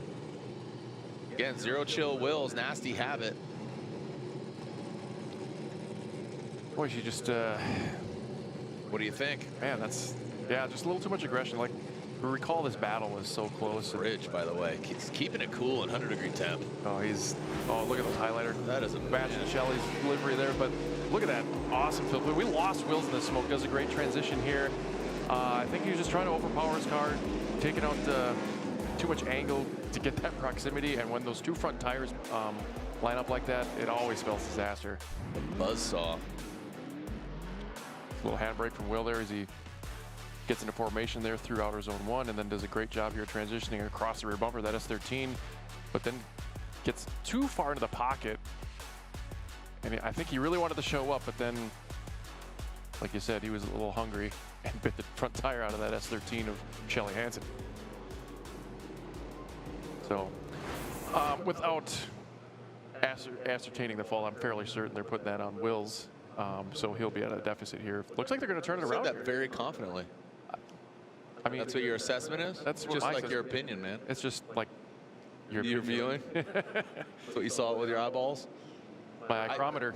I have to agree with you. I'm just challenging you just because, you know, sometimes I jump to conclusions and just by naked vision see what's going on there, and I've been wrong, and I'll be wrong again. I'll tell you that. Well, if we look at it like that. at just, you know, face value, we're not in a decel zone. Shelly was in her, doing her part.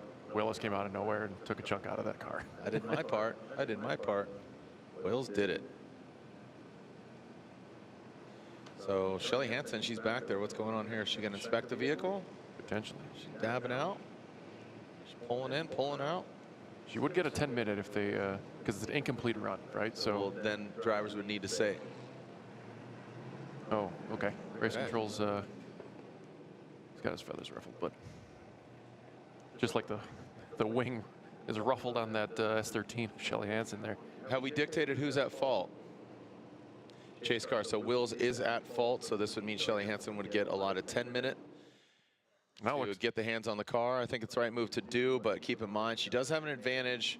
But going through the course, this, you know, again, victory in this, you'd get 3 minutes or 3 points with every victory advancing on. But 10-minute allotment once she gets back to the pit area. So there's a hot pit area over there in the garage. So this isn't where all the trucks and all the gear is. But you could see all the pro drivers getting queued up. First car parked, Adam LZ. Behind him, you can see Matt Field. It's like Castro. And who's that next to him? Is that TLO next to LZ? Tommy Lemaire next to Adam LZ. Saying, I'll bring it. I'll bring some poutine to this party. So now we're going to go on to Heischman. And Davis is one more time. Yeah. Looks like they're done with their burnout. Ready to line up. Start this party. Stay. Your story is something on the back of Maryland Motor Works. Put some Old Bay on it, hun. Here we go. Eichmann in that Ford Mustang. Davis in the chase position in that BMW. Are you ready? Are you ready? Hanging out the edge of your seat. Aye, aye, Captain. And here we go. Heischman will be leading Davis, chasing him down in that first outside zone. Aggressive initiation. Again, this one more time battle, not leaving the judge's hands. Davis, good proximity, but Heischman just getting a little more gangster, a little more aggressive, bringing it into this outside zone, and as aggressive as he is, when it gets in the mud. Way down yonder in the Chattahoochee right there. And They were able to come out of there, well, unscathed, relatively. Maybe Heischmann's pride was not quite unscathed, but that'll be an incomplete from the Heischmann in his lead run. Let's take a look at it. It looked great. I mean, it was fantastic. He improved where he needed to until the finish line showed up.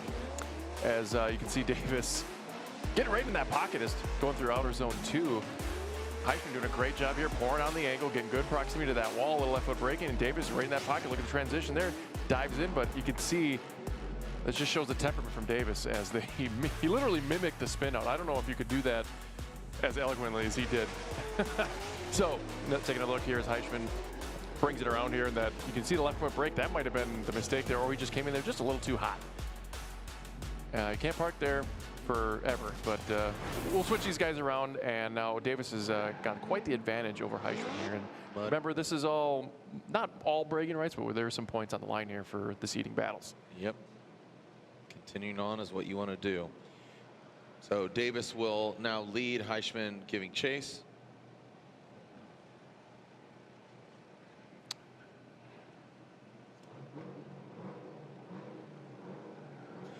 And Jack Davis, see how he does. With that mistake of Heischmann, he has I would say, definitely an advantage here. So needs to do enough, but he's going to do more than that. You said 97% was the number that you threw out there, Matt Sopa. So let's see if he adheres to that Deutschwerks BMW. And look at Heischmann, he is very aggressive. Davis gets out to the outside zone 3, brings it outside zone 4. That little handbrake once again, pulling into outside zone 4. That's going to solidify. Well done by Jack Davis, unofficially, but you know, with that mistake, make it official. Jack Davis will get the win. Yeah, I agreed. Just look at that angle that he poured out of that, coming out of outer zone 4. That was amazing, whether it was super intentional or not. But so once you hit that point, there's not much else you can do to make it look good besides coming out of drift. So let's take a look at Davis's run here against Heischmann as we solidify this battle for our almost top 4 is solidified here as we get back to Heischmann and Davis. Look at that, going through outer zone 2. Davis doing a great job. Heischmann closing the gap there, but again, at such a disadvantage, it's unfortunate that he spun out, but that's just the way it goes. And he kind of had that transition a little weird there, fell out of the pocket going out of zone 4 as Davis finishes out his run. So here we go, beautiful arch out there in the background. Jared? All right, well, when we come back, the party continues here. The Link Engine Management Pro Spec seeding bracket, round 3 of 4 of the Link Engine Management Pro Spec Championship. Don't go anywhere. We'll be right back.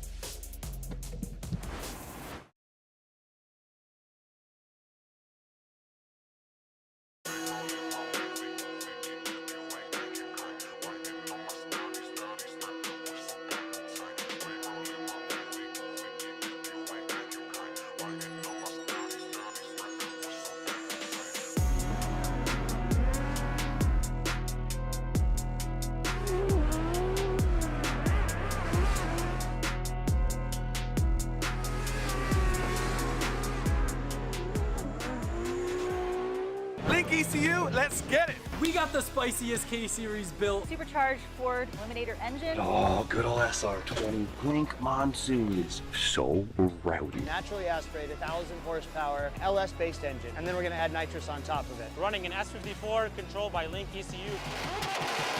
Link direct injection EcoBoost Fox body. I actually put an F824 in it. B58, E46, Link ECU. No matter what engine you have, it's a stock K24 or it's a 1,000 wheel 2J. Link ECU all day.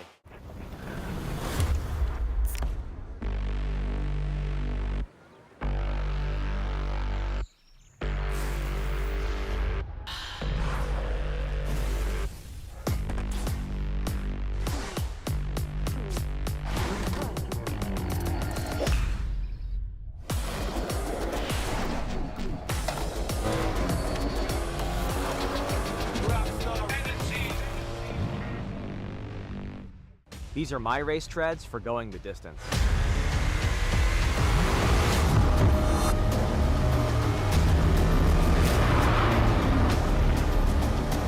Racetreads.com. Tires for every adventure.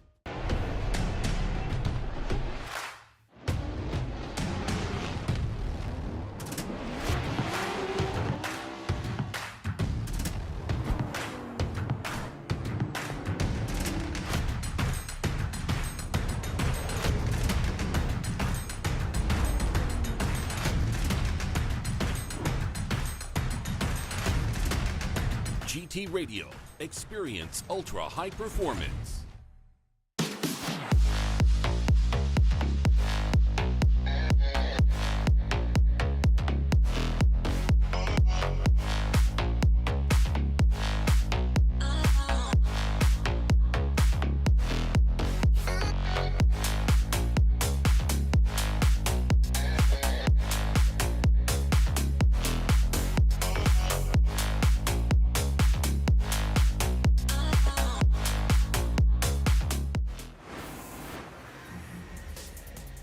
Sun's out, guns out. The weather here, it could change on the turn of a dime, but right now, currently hot. It is oh so hot here, a little humid.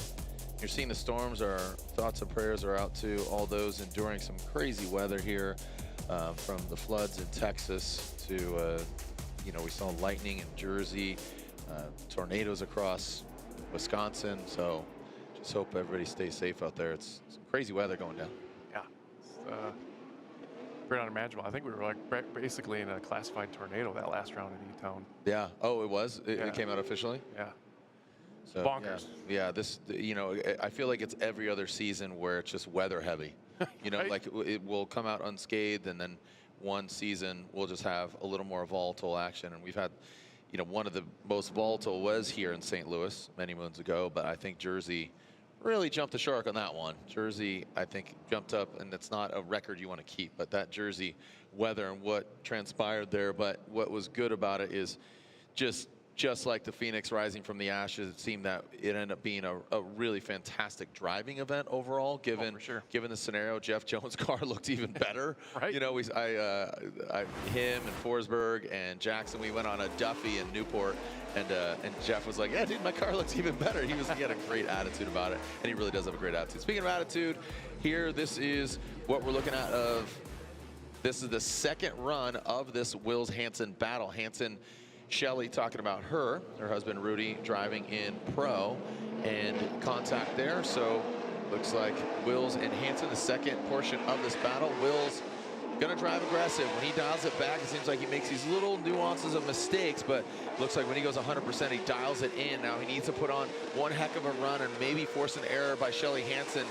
And it doesn't look like that's going to happen, but he's still a little bit of turns left here. One more outside zone for Wills and Hansen will get it done with, unfortunately, the contact of Wills in that chase position. Taking out Hansen, contact was made, so Hansen moves on unofficially, and we'll make it official in a moment. Kaufman and Hansen, Bystrack and Jack Davis. Yeah, I mean, Wills did what he needed to do in the lead and couldn't do much more than that. To force an error on Shelly, a driver like Shelly Hansen, is going to be a very thing to try to make happen here. So as Wills does a good job there, a little left foot braking for both parties, and Shelly does a good job transitioning, showing that temperament. You know, she's got a great advantage here, but still putting on a show, still putting on the pressure here. You know, it's good practice, good tandem practice here, even though it's not always in the bag until we cross that finish line drifting. So give it up for Shelly Hansen, unofficially, of course, until we see the results. And yep, Shelly Hansen will be getting the victory. And moving on, let's just make it official, and we will continue.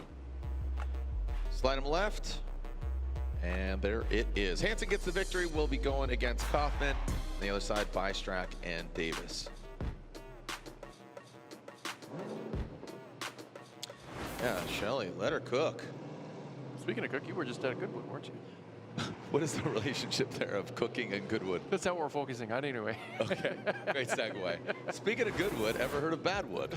Goodwood, yeah, I was at Goodwood Festival Speed this last weekend, and it was tremendous. If you have not been, I've been 4 or 5 times, I believe, and Formula Drift drivers that were there were 6 drivers in total.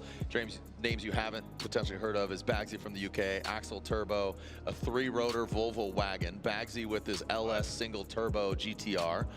In addition to that, James Machine Dean was there in his Euro RTR Spec 5FD. Chris the Force Forsberg, he was in the Ultimaniac. Ryan Turk was in his Toyota Stout.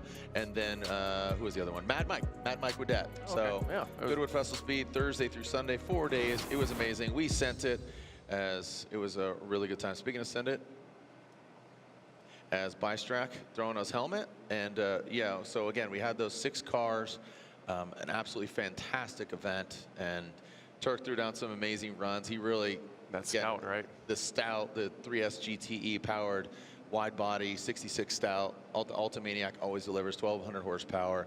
James Dean had crazy, he linked the whole, what's called the hill climb. So the event really is really cool, and drifters caught a lot of attention between, you know, just, I always say it's flip-flops and tank tops to ascots and caviar and everything in between. So it just has this really cool approachability. Celebrated 75 years of Formula One. Lewis, who's one of the photographers here, Larry Chen, he's not joining us this weekend. He's actually taking a break. That gentleman's at home with his family. Always everywhere. He's always everywhere and just lurking in the shadows. But some amazing, you know, just homies from all across the motorsports world. And just the displays, the manufacturers, all of it. I absolutely encourage you to join the party that is Goodwood Festival of Speed. So it was tremendous. So thank you for bringing that up, Goodwood Festival of Speed. I might bring it up a couple more times because it was just still buzzing. It looks amazing. It's really cool, and you'd love it. Romain Dumas was the fastest in that Ford F-150, the electric car that ripped up Pikes Peak.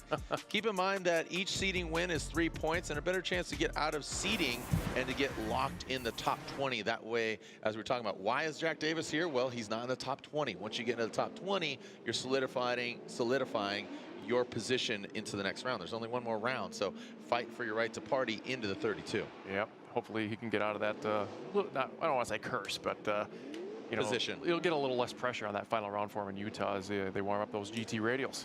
Ding, ding, ding, ding, ding, ding. Talking about under pressure. Jack Davis warming up the tires, going against Bystrack. Bystrack, as you said, calling that comp timeout, the belt flying off. Throw another notch in the belt, pulling up to the start line. Let Hansen gather her thoughts to go against Kaufman on the other side. Again, we got some seasoned Prospec drivers here, and like we've said multiple times already, why are these guys in the seating? But I'm also going to segue with that. This is going to be a good battle, I feel, with Bystrack. Even though he's in a newer chassis, he was campaigning an S13 hatch, 2J power. Now he's got a thoroughbred Mustang there with a supercharged Coyote. So now we got the LS power. Why'd you say it like that? Down to my plums. I saw you, dude. You saw it in the eyes. Yeah. Yeah, I saw you. You're like, you threw sunglasses on. It was really weird. Nobody could see that, but you know, his spurs popped out of the back of his Hokas. Like all of a sudden, it was really wild. He turned into a little Mustang cowboy right now. Speaking of cowboy, we got a little restart here. Jack Davis jumping the gun. Got bucked off the Bronco right there, brother. All right, Jack Davis, Bystrack. Let's see who advances on into the finals. Jack Davis, the BMW, the Clean Air. What kind of Bystrack we gonna have attack? Jack Davis, good initiation, good angle from him. Gets into that dirt, he taps it, does not fight back and does not bite back. Into that second outside zone, good positioning by Jack Davis. Bystrack giving him too much room because Jack Davis, let him cook. He's an all-you-can-drift buffet into this last outside zone. He just seems to be one with that outside zone 4. Does grab that handbrake, but I think it's a quick little massage. It's not just holding on to it to slide it out there. You see that back tire lock up. Let's look at it again. Yeah, it didn't seem to like to upset that car, but let's check it out here. It seemed like Bystrack was just a little late to the party to begin with as he got lost in the smoke here, transitioning from 1 to 2. Davis doing a good job of completing that outer zone 2 and going into 3 very smooth there, kind of pulling a little angle out of the car, adding a little more here before the transition. Again, Bystrack got a lot of real estate here between him and Davis as they round out outer zone 4. Davis doing a great job in the lead position. Not too much flair, not too much risk, but it's what he had to do in that lead position as Bystrack kind of, I don't want to say struggled to keep up with, but he was definitely in frame and having a presence. So let's give that pony some clean air and see what Bystrack can do in the lead position with that Mustang. Let's alternate the positions. Bystrack will lead. Jack Davis giving chase.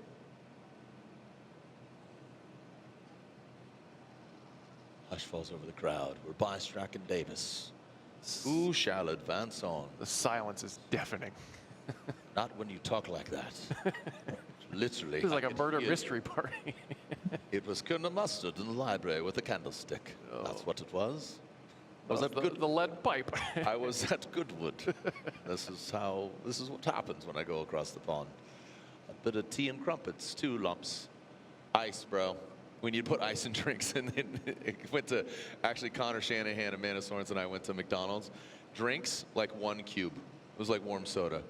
I was like, nope, I'm out. Oh. Yeah. You're not a fan of warm soda? No. Oh, okay. We need some more ice. We need more ice. All right, here we go. Bystrack leading. Jack Davis chasing down. Initiation. Jack out back. Look at that with the attack. Rack. Here we go into that second outside zone. Bystrack. Into that third outside zone goes Bystrack. Look how deep, my man. Spick and span. Here's the shovel, homeboy. That last outside zone. Yeah. On the smoke machine. Bystrack and Jack. Boy, if Bystrack could have done that in the first half of that run, I think we'd be talking here. But let's take another look at that initiation from Davis here. I kind of missed it. I was focused on that Mustang too much. But yeah, he's even improving on the angle of Bystrack. But it did kind of look like a mistake as he dives too deep into that outer zone 2 behind Bystrack as they roll into outer zone 3, matching the angle. Like you said, deep into that 3. See Davis's temperament there as he transitions into that 4, almost mimicking the angle. So very good job on both parties. This will be a tough one. Tough one indeed. Is it? I think so. I mean, Jack had some major mistake. Like I liked how aggressive he was, but it ended up biting him, and he gripped up and undershot that second outside zone. It was way on the inside. I'm talking about Jack Davis, but like you said, Bystrack, where he was, did he show up too late? Yeah, he had a. I noticed a little handbrake pull in the middle of outer zone 1, which was kind of weird, and I don't think it really messed with Bystrack too much, or Davis in the chase position. So here we go. Look at that. No, I think these tires are on fire, these GT radials, as we get through outer zone 1 into 2. And you can see that mistake from Davis there, as in comparison to Bystrack, as he did lose some real estate, but he did stay in the pocket going into the outer zone 3 and a little deeper in that lead position. And similarities. Davis definitely had the advantage in the proximity game going through outer zone 4. So we'll see what the judges say about that as we look on to Davis, Bystrack, and our boy Max there. He's going to point at the winner. Little cat scratch fever up here as we are seeing find out who gets the victory. Jack Davis, Bystrack, who's moving on. So go against either Kaufman or Hoffman. Little Bystrack and Jack, Kaufman and Hansen. All right, jump on up.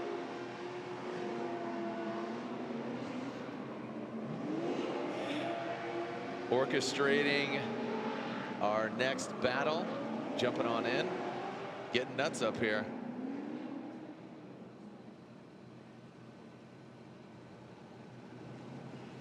And awaiting. Suspense. Oh. Reese Marin might be first on the podium, but late putting in his verdict. Hey, there might be a finish line, but it's not a race, Jared. That was his attention to detail. I did not chastise. I was just calling it like I see it. All right, here we go. Slide him left for Davis or right for Bystrack, and Bystrack. Oh, and all that for one more time, Reese, really? All right, one more time from Reese Marin, but he gets outnumbered. Bystrack gets the victory. All joking aside, congratulations to Matthew Bystrack. He is smiling up here. So Bystrack gets the victory. We're having some fun here. It's a beautiful day here in St. Louis. Hot, humid, sticky, smoky. That's what we're seeing here. Remember, keep in mind, this is Prospec seating brackets. We do have pro seating brackets later on this evening. That's going to be under the lights, 8:45. In between that, we do have some warm-ups from 7:15 to 8:45. But right now, Shelly Hansen against Kaufman. Brian Kaufman.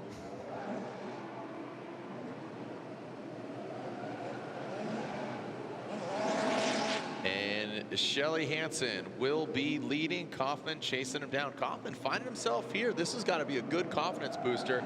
Retired early in Jersey. Always has a good attitude, but I'm a sucker for a good FCRX7. Ooh, looks like he dodged a bullet there.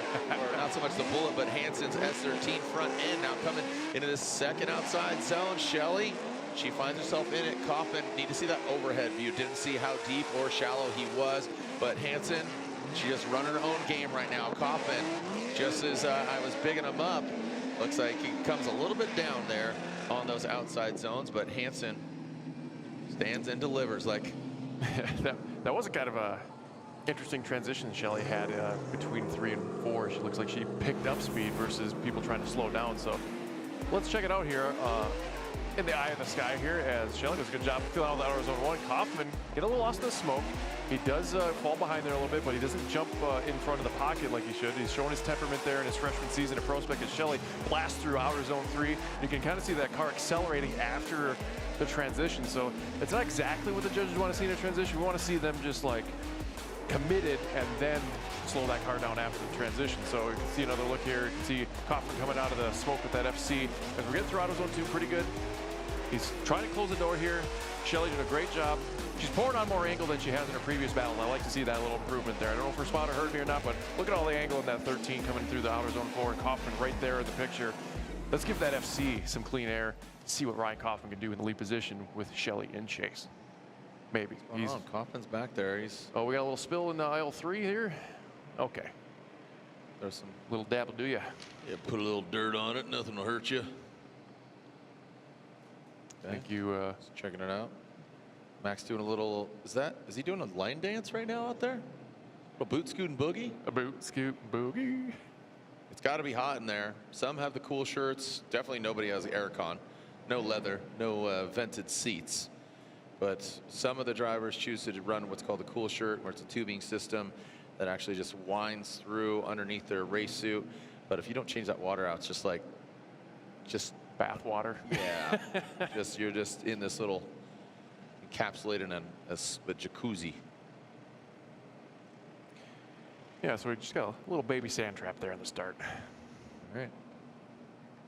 Soak up some liquids there on deck in the batting circle. And now on the start line, Ryan Kaufman will lead. Hansen chasing him down. Taking it to the streets. Like Michael McDonald.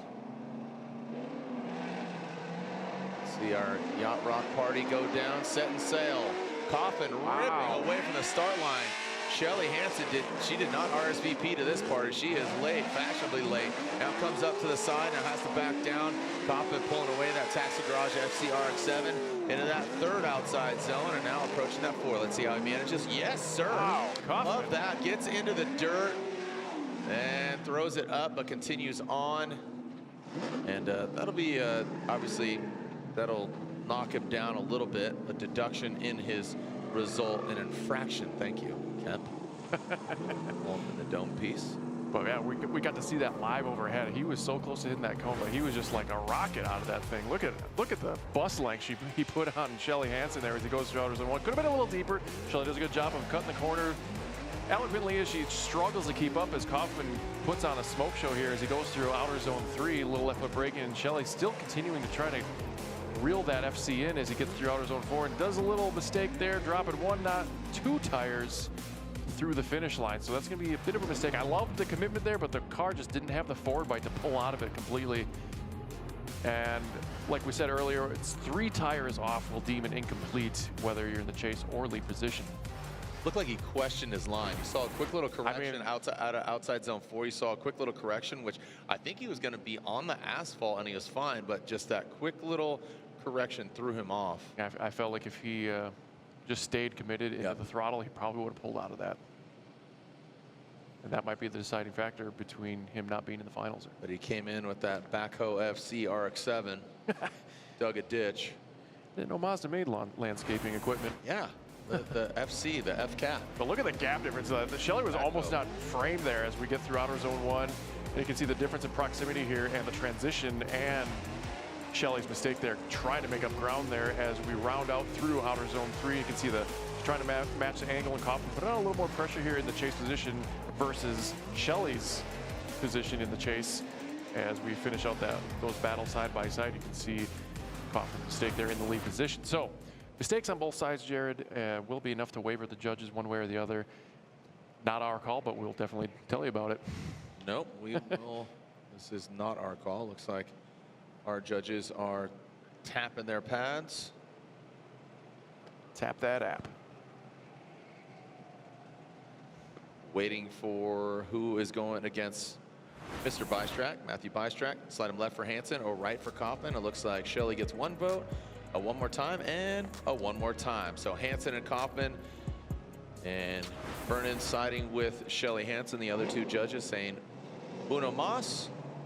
So we will take a short break and we will continue with the action, but it's Hansen and Kaufman one more time. Bystrack.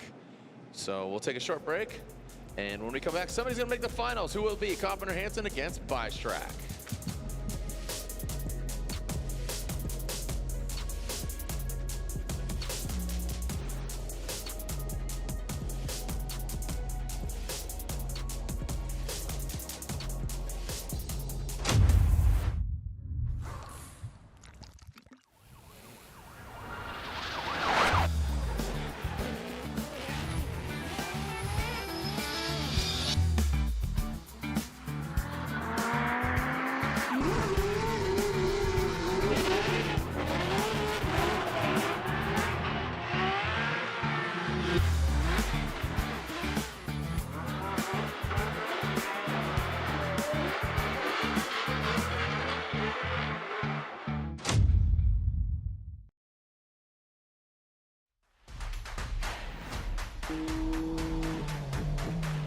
モータースポーツで得た高度な技術をすべてのレイズホイール一本に込める魂は永遠に変わらない。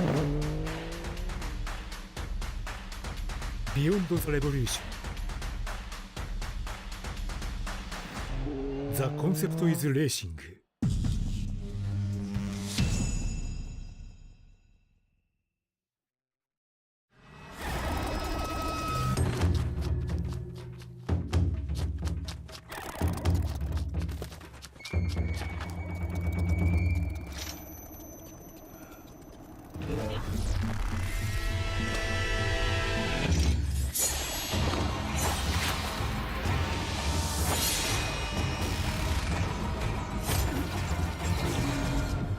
Made in Japan.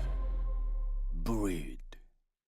New Fast Orange Body Wash was formulated specifically with mechanics in mind from the #1 brand in heavy-duty hand cleaning. You never know what you're getting into when you're working in the shop. The new body wash takes care of everything from my dirty hands, arms, and face to simply make me feel clean all over. Tiny wax beads help get the toughest dirt out, while also taking care of the strongest automotive odors like fuel, oil, and exhaust too. It's ideal for those areas of skin that are exposed to grease and grime during the day, but gentle enough to use all over your body. Find new Fast Orange Body Wash at O'Reilly Auto Parts.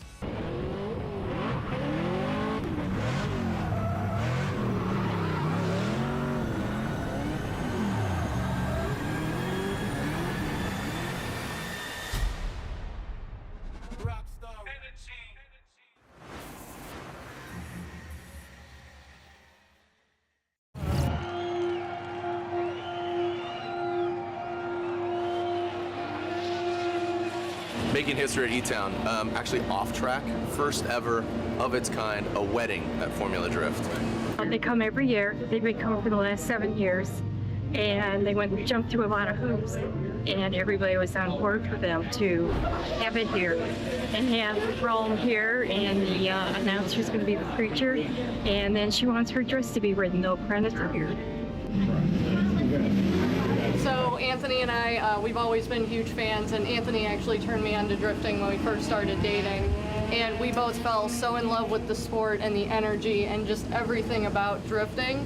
Obviously you and yourself, like the excitement that you bring to it, like we couldn't think of a more fitting, exciting ceremony than to have the voice of drift helping us send it into our marriage. Oh my gosh. Thank you so much. Oh, my I'm pleasure. so happy, so blessed that you were able to be here. How fun. Let's get married. Lots of drift.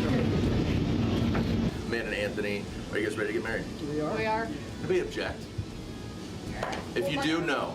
Yeah. I'm joking. Yeah. With this ring, I promise to honor and cherish I promise to honor and cherish you the rest of my life. you the rest of my life. With this rings, you guys are now officially married. Thank you so much. You may kiss the bride.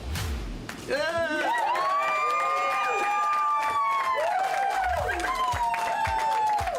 Send it on 3. 1, 2, 3. Send it! Well, there it is. Rev Rod has served his duty. Now I'm gonna go announce some car races. Pretty special moment. Congratulations to the bride and groom. And with that, it's another episode of Send It here in E-Town. We got all the angles, because you know what? E-Town always delivers. Got some great fans out here. We got some beverages. We got some good times. So let's go talk to some special guests, some great people, some great cars, and overall, let's send it.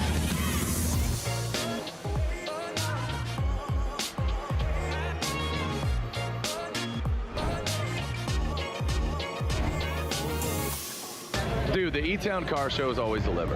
Yep. Banger. But, tell you what, there are a lot of cool cars. A lot of cool cars here at Formula Drift. But this thing, woo, so good. The event for sure, but it's a lot bigger than I thought it was going to be. Crazy. Just pure fun.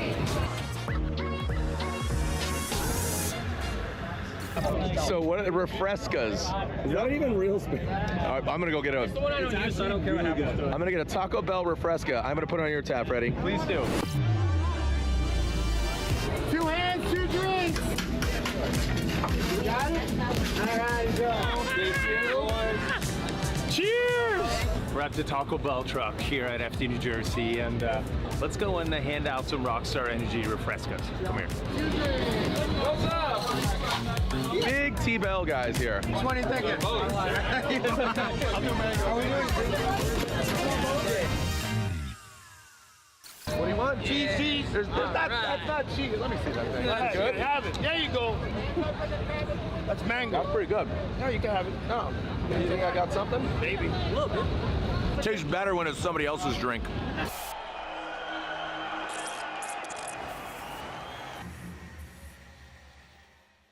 Guy right there is handsome. The guy on the left? Yeah. Yeah, talking about the guy on the left, the homeboy who gave me the drink. That was a great time. Check out Send It. Newest episode just dropped yesterday, so just the Formula Drift adjacent, some of the fun stuff, and talking obviously with some of the drivers, the fans, and all things in between. So check out Send It on Formula Drift's YouTube page. Officiated a wedding. That was a first. During it, I know you officiated weddings before, but that was the first FD event you officiated? At the event in the tower on Thursday. Or no, okay. Friday. Thursday. Yeah, that was cool. Congratulations to our lovely couple, the mother and father of the bride, the groom, and the friend. It was a full-on thing. I saw you, because I was at start, I was like, what is happening up there? That was cool. So congratulations to them. That was fun. We've had, you know, birthdays. We've seen engagements, but that was the first ever proper wedding. So I signed the marriage certificate and everything. So that was nice. Cool. Yeah, but yeah, I've officiated weddings before. That was really cool. Congratulations. Proposals here, I think, right? Yep. Yeah. All right. Speaking of proposal, who's proposing their way to do battle against Bystrack? And we're talking about Kaufman and Hansen. One more time battle. I'd say Kaufman got a little bit of a break as he went off. Shelly Hansen needs to just tighten up a little bit. She was back there quite a bit. So who's going to advance on? Shelly will lead once again. And Kaufman will chase him down. Couple bright cars here, and they show them the driving. It's very, I mean, just seeing how many one more times we've had, and all these battles have been great. This final is going to be just a real barn burner too. Yeah, I think Prospec tomorrow will be really, really exciting. With it just being outside zone 4s, it's really going to highlight, you know, outside zone, excuse me. I think it's really going to highlight some great driving, like we're seeing right here. Look at Kaufman, really close in proximity. You can see just the nose of that RX. Oh, he has to back down. So we're going to take a look at that overhead there. What went wrong for Kaufman, or was it Shelly impeding?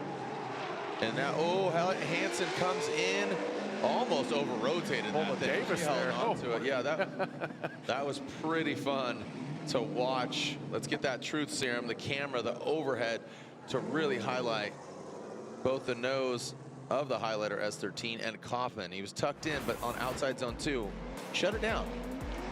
Yeah, not shut it down, but backed off. Yeah, good proximity here for both, and like got out of the pocket there, got a little ahead of himself, and let's see if we can see some smoke tails here. And Shelly, yeah, you see that shut down there?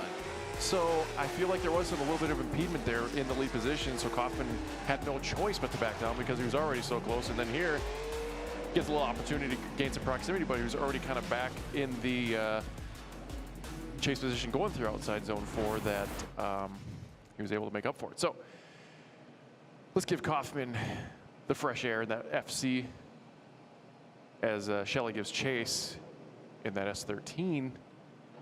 And so, hopefully we get a result here. Yeah, we saw how fast Kaufman was out of the gate on that previous battle. Yeah, that was let's see if he brings that again. That just gripped up and ripped up. Here he goes. And he does it again. So Shelley, take note here. If you see battle once again, or all the other drivers, this is where the spotter really comes into play. And there it is, that second outside zone. So Shelley has the mistake in the chase position. So Kaufman zeroed in on that last outside zone. There he goes. Now he does a lot more trusting of his line. And that was much more fluid there from Kaufman. Yeah, Shelley almost did the same exact thing in that chase position going to the outer zone 2. It looked like she might have got lost in the smoke, but it was just like almost seeing the same thing from the last battle. Getting gapped at the start. Could have been a little deeper in outer zone 1, but here we go. She gets a piece of that rumble strip, getting way too deep, adding too much angle to the car. Almost going off course there in the inner portion. We don't have an inner clip there anymore, Shelley, but hey, she does a good job just keeping it in the frame, as Kaufman does a great job on improving that tiny mistake that he had going off track previously in the lead position and keeping it on course. Very good, and he made it look good as it didn't spin out and kept in drift and unwound past the finish line. So Max has got him lined up here near the start, and we will get a decision on who is going to the finals against Matthew Bystrack. Do you have the needle going either way? Don't say it, but do you have I got a needle, and it's wavering. It's going. Is it leaning towards one side? It's a going right, or it's going Japanese car. All right, you're being cryptic. You're being funny. Just pulling a Jared, that's all. All right, the BC Racing custom coilover side by side. You can see that real estate difference between Kaufman and Shelley's chase position and Shelley's mistake here in outer zone 2. But you can see Shelley's lack of smoke there in the middle of outer zone 2 in her lead position, forcing Kaufman to back off, but he does reel it back in a little more eloquently than Shelley did in that chase position as they rounded out 3 into 4. And you can see Kaufman looking a little more confident in that lead position going into 4 than Shelley. So I think we know which way it's leading, but let's let the judges show us and we'll tell you about it. TBD FD, T. Hansen, Shelley Hansen against Kaufman. Who's going against Bystrack? Slide him left for Hansen, right for Kaufman. Ryan Kaufman gets the victory. It'll be Kaufman and Bystrack. Shelley Hansen just a bit outside, but again, that gentleman is 3 points richer. Shelley Hansen retired, and we will see her tomorrow. So it's good to get some track time here in these conditions. I believe that puts her into a podium, though, for seeding, Jared. Yeah. Yep. All right, this is the final battle. Kaufman versus Bystrack in O'Reilly Auto Parts Prospec seeding bracket. As we take a look overall, again, three points for every victory in the seeding brackets. It's 10 points in tomorrow's competition for every victory, and that's how you accumulate your points to go for the Drivers' Championship.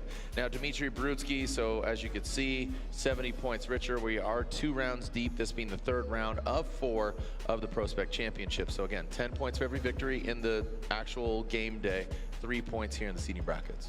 Right, and the way we see that, why they're in the seating bracket and how many go in there is, depends on how many registered drivers are at the event.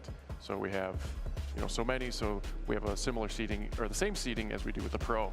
So we got the 36 total drivers here, 32 total. So 4 drivers are watching from the sidelines tomorrow. Yeah. So 12 total will advance on from today going into tomorrow, which again, total 32, 20 pre-seeded from previous rounds. The previous round. Yeah, Cameron Sorensen was here in the seeding bracket because it's based on his last result. Yes. But he did get his 1 win, even though he had to step out against his battle against Kaufman. Yeah, he stepped out hard onto that dirt. He sure did. And then he DB'd a tire. So we'll see him tomorrow. And we've got the pros lined up for their practice session before their seeding later tonight. Adam LZ currently sitting in 3rd. You could see Tommy Lemaire. Taking a look at the Drift Wizard, Andrew Haitley. Yeah, cars are looking polished. We're at the halfway point. We're literally right now at the halfway point. coming into this round. After this, more than halfway. So yeah, would love for Ryan Turk to rise. Connor Shanahan taking a look at the ESR vehicle. That's Beecham. Frederick Osbo leads the pack. Ben Hobson needs to step up. Sophomore season, that vehicle, the Mr. Cool Cadillac. You can see the other Shanahan, Jack Shanahan, Brandon Sorensen sitting 5th. Connor O'Sullivan, we talked about him. There's Rudy Hansen, Daigo Saito's vehicle. You could see the defending champ all the way out back, 4-time and only 4-time defending, or 4-time champion, and currently defending his title. Chris the Force Forsberg, another multiple-year champ, a 3-time champion. Both those two gentlemen was talking about Goodwood, party with them out there at the Goodwood House in Chichester, just south of London. Put on one heck of a show. It was a lot of fun. So, all right, well, when we come back, it's time to get down to the finals here with our Prospec seating bracket here at Worldwide Technology Raceway. Don't go anywhere. It's Kaufman versus Bystrap.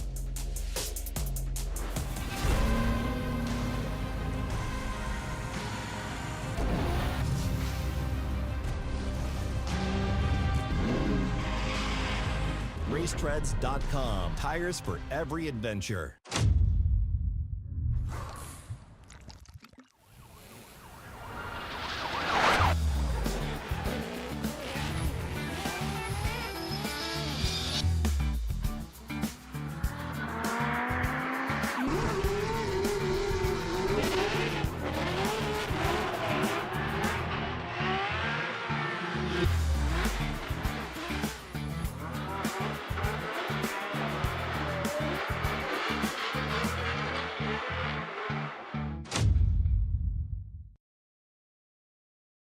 ECU, let's get it. We got the spiciest K-Series built. Supercharged Ford Eliminator engine. Oh, good old SR20. Blink Monsoon is so rowdy. Naturally aspirated, 1,000 horsepower, LS-based engine, and then we're gonna add nitrous on top of it. Running an S54 controlled by Link ECU. Link direct injection EcoBoost Fox body. I actually put an FA24 in it. B58 E46 Link ECU. No matter what engine you have, it's a stock K24 or it's a 1,000-wheel 2J. Link ECU all day.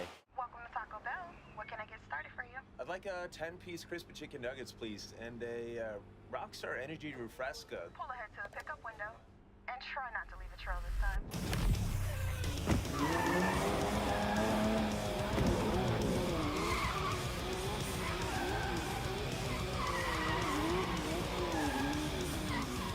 Nice drifting, Freddie.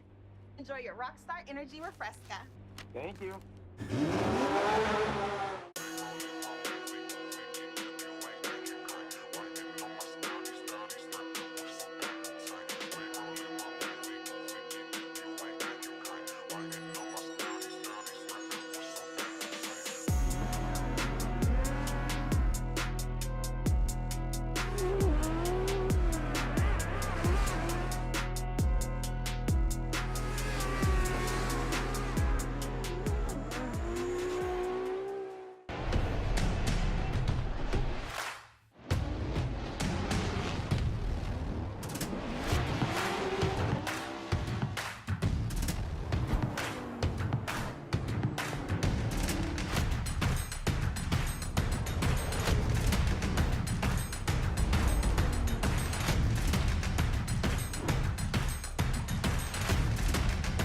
GT Radio.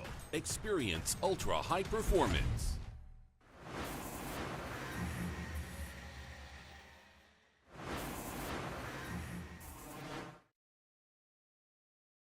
Seating bracket finals. Taking 12 of the drivers today in the 16, so 4 drivers will unfortunately not be in tomorrow's main event of our top 32.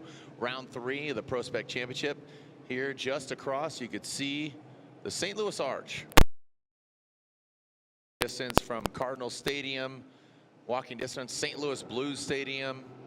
Just a mecca of sports. No longer having a football team, but again, you got hockey, you got baseball, you got all of it. And we got our drivers on the line. You got Kaufman and Bystrap, who's going to get the victory. 3 points richer, and both these drivers we will be seeing tomorrow. Kaufman, looking really good. I like the speed from the car, placement of the car, some things to refine, but overall, and as you say, Bystrack building this car, had an S chassis before, but now here comes Kaufman into that first outside zone. Bystrack aggressive on there, draws past into the dirt. Now Bystrack, I think he beat him. Yeah, later, tires left the chat room and didn't look like he had contact with Kaufman, so it looks like, whoa, buddy. Oh, hey. Kaufman gets that's involved 3. in the dirt, and it looks like he might have DB'd it as well.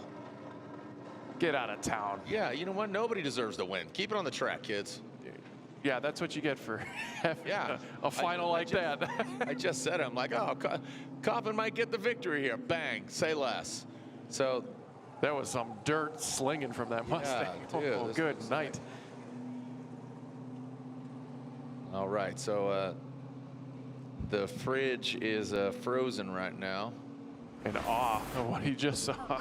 Look. Yeah, so watch Bystrack. He gets aggressive. So what I think is, like, Kaufman's just shooting out of that chicane at, Mach 3, and his spotter, Bystrack spotter, was probably telling him, hey, we got to keep up with him. He just overcooked it in that first run. Then Kaufman, he's out on a Thursday drive and does the thing on his first battle against Shelley and overcooks it.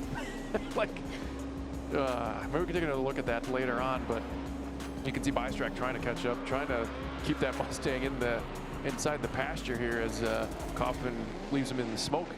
Going through auto 2. You can see the tire. It's just insulting Bystrack coming back to hit him. And here's where it fell apart for Kaufman as we ring it around here into 3. Liking that angle. It's very. Let's see if Kaufman DBs. That's again, he might have an incomplete. He's off 1, 2. Yeah, looks like Kaufman's okay. Yeah, you think that we've seen it all, but looks like Kaufman keep on keeping on, gets into the dirt. That's definitely 3 tires off. 3 big ones. That's an incomplete, but with Bystrack DB'ing, he can't throw a new tire on. If Kaufman gets the line, he's got all tires, he'll have a bye run and he'll get the advancement and the win. Just look at that roost. That's definitely, Bystrack definitely won the best roost of the day so far, or the vent. As we look at that insulting tire coming back to hit him after it abandoned ship. That tire's like, don't leave me. You can't quit me, Bystrack. No, wait, come back. Baby, come back. You can blame your bead on me. I didn't mean it. Yep. Dragging that whale thing. Yeah, okay. It's a groove thing. Prevent some track damage here getting on that flatbed.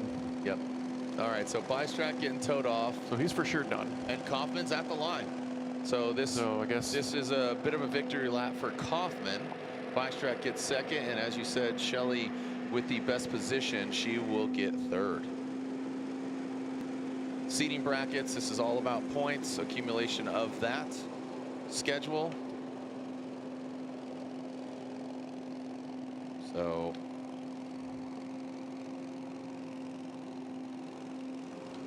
you see Kaufman on the start line, Max ready to send him, and it looks like we are good to go, but obviously Bystrack getting loaded on. Yeah. And what's that? No, go ahead. I was just gonna say it's cool to see all the variety of people getting involved with drifting. In that Senate episode, there's Dion Dawkins, who plays for the Bills. He protects Josh Allen. He's like his right-hand man or left-hand man. But it was cool to see, and again, seeing people like T-Pain, building that pink pony. At least a lot of these guys building Mustangs, dude. They're joining your Ford camp. It's the new, maybe even arguably the best S chassis, modern S chassis. Right? Yeah, Vernon knows. He knows what I mean. All right, let's finish off Send It. One more little segment here. So be sure to check it out if you want to see it in its entirety. Go to FormulaD.com's YouTube. Let's take a look.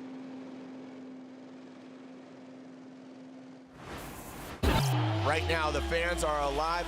The Type S Finals are here. Frederick Osbo, our current points leader, is going against Adam LZ. Who's going to get the win? Let's send it! Adam LZ initiates to the outside zone. He drags bumper. Sparks go flying. Freddie makes a mistake. He goes into the inside. Could Adam LZ get the victory? Adam LZ, great recovery. victory on that first run, and now a dynamic lead run. Could this be a win for Adam LZ? And now your winner here, round 4, the Formula Drift Pro Championship. Back on the box once again, Adam LZ gets the win. And now he betters his third place finish. He got the win a few years ago, and here he is back on top, ripping his Drift HQ BMW. Make some noise for the 2-lettered last name, Mr. Adam LZ.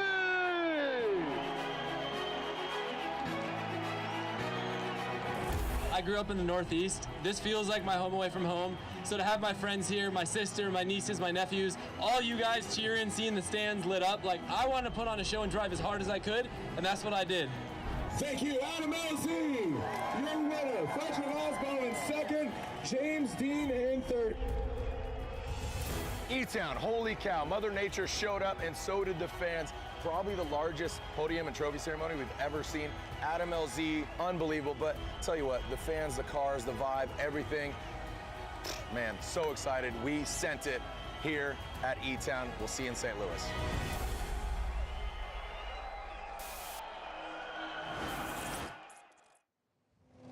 And here we are, Coffin on the start line, clearing the track, just cleaning up a bit more, and this will be a victory lap for Coffin in the Taxi Garage FC RX-7. Congratulations to Coffin, the Taxi Garage team. Those keeping busy with all the Razor Crazy Kart fun, modifying those, doing full-on builds or powder coating the chassis, up in the power, just ripping on those crazy karts. You ever get fancy one of those? Yeah, my son T-Bone. The problem is just keeps ripping it and just popping front tires. So he just, him and my boy Carl Taylor from Hoonigan, his son Cam came over and they just shredding out in the front yard. And dude, it's cool what they do with them. So if you have a crazy kart at home, take a look at Taxi Garage. They modify crazy karts, and I know Vaughn's got some, James Dean, like all the drifters have these cool Taxi Garage modified crazy karts. Pretty rad. I know they just did one for 43 Institute. I saw the Block and Blockhouse Racing. So speaking of Taxi Garage, here we are. Beep beep. Come on and get the ride with Taxi Garage. And Coffin getting the victory. Congratulations to him getting the win here in our Prospec seating brackets. Talking about Ryan Coffin with a victory lap here at Worldwide Technology Raceway Park. That puts him not only 3 points richer, but advances him on into our top 32 game day tomorrow for round 3 of the Link Engine Management Prospec.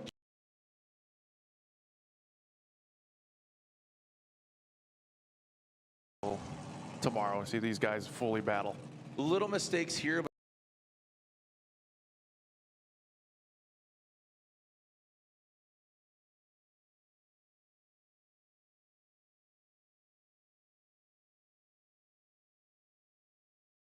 even out, so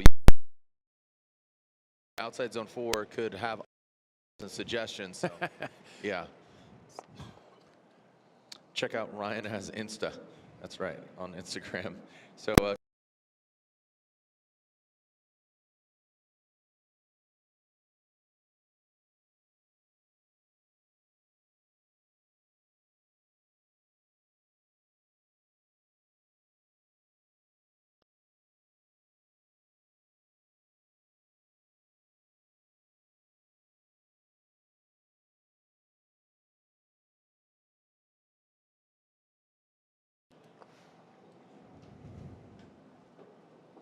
there he is, stepping outside of the car. Congratulations to my man, Mr. Ruck.